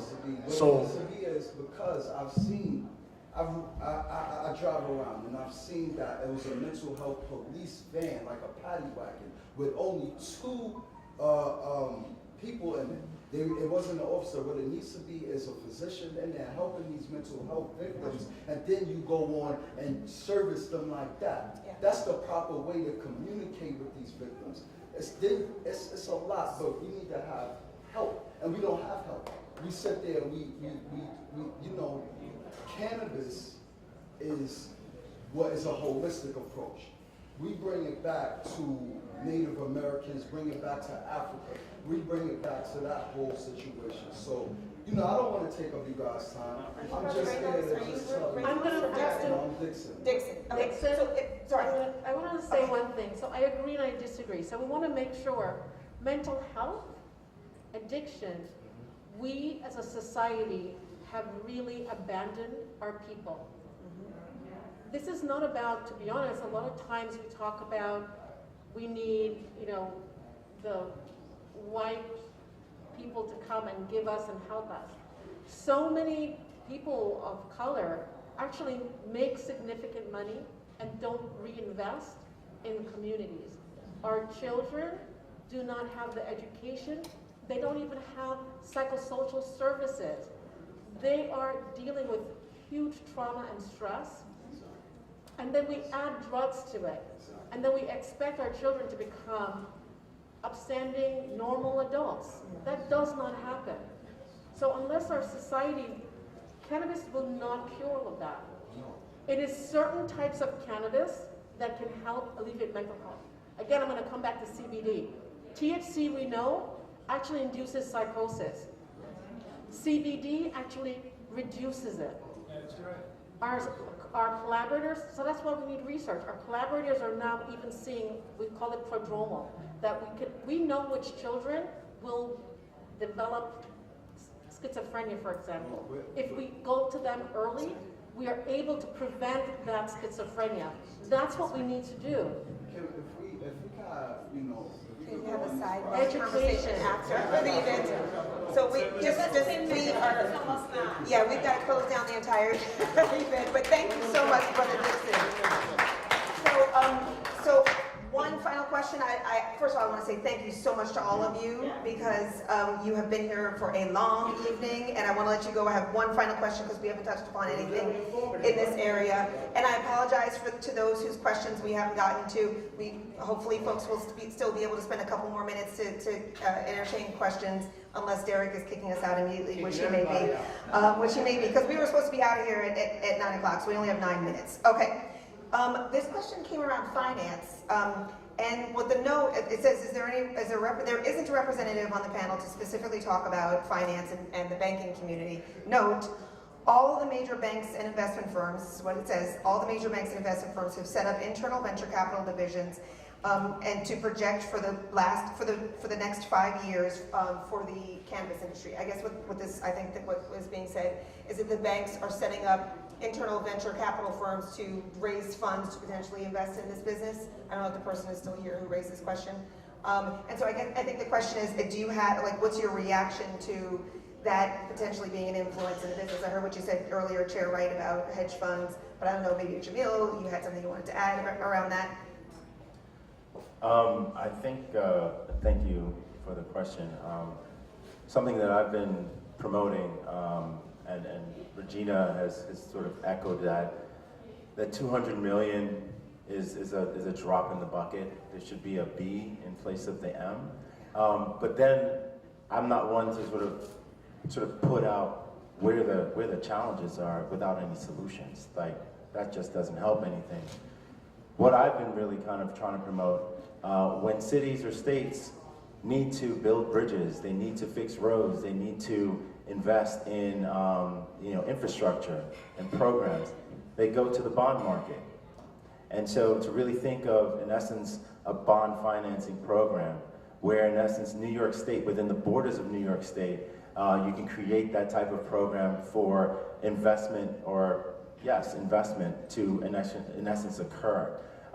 Given that there's a federal illegality, because I've definitely done a lot of work with a number of folks from JP Morgan and Goldman Sachs and those very high-level financiers, because the federal illegality is still in place from the CSA.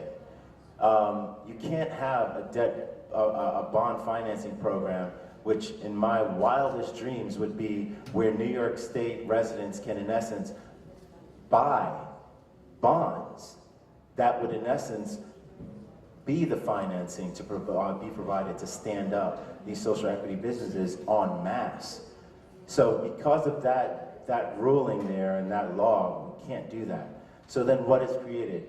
Basically, it's a private bond market. And in essence, now you're dealing with, in essence, within the borders of the state, the insurance companies and the pension funds. Those are in essence, those particular types of money reservoirs, if you will, can stroke a check at 30 or 50 or $75 million because it makes sense at that point. And the state and the city, for that matter, can in essence back that like a similar, normal bond, if you will. So that's just an idea. I've been trying to promote it and see if there's any traction, and would love to get any help I can in terms of kind of seeing if that's even a possibility. You heard it here. Thank you so much, Jamil. I apologize to those of you whose questions have not been answered. I'm going to ask the Borough President to come back up and close us out. But thank you all so much for all of your brilliant. This has been an absolutely mind-blowing panel. I learned so much. Give them a big round of applause. Thank you, thank you, thank you. Thank you to, stay with me now, the great Karen Perkinson. Thank you to Deputy Manhattan Borough President Keisha Sutton-James. She's great too. Thanks to all of you for these amazing questions. This is not the end. This is not the end. We have so much more work to do together to educate the community, to uplift this nascent industry, to fight for equity. We're going to be with you every step of the way. Thank you all so much for coming out tonight. Thank you.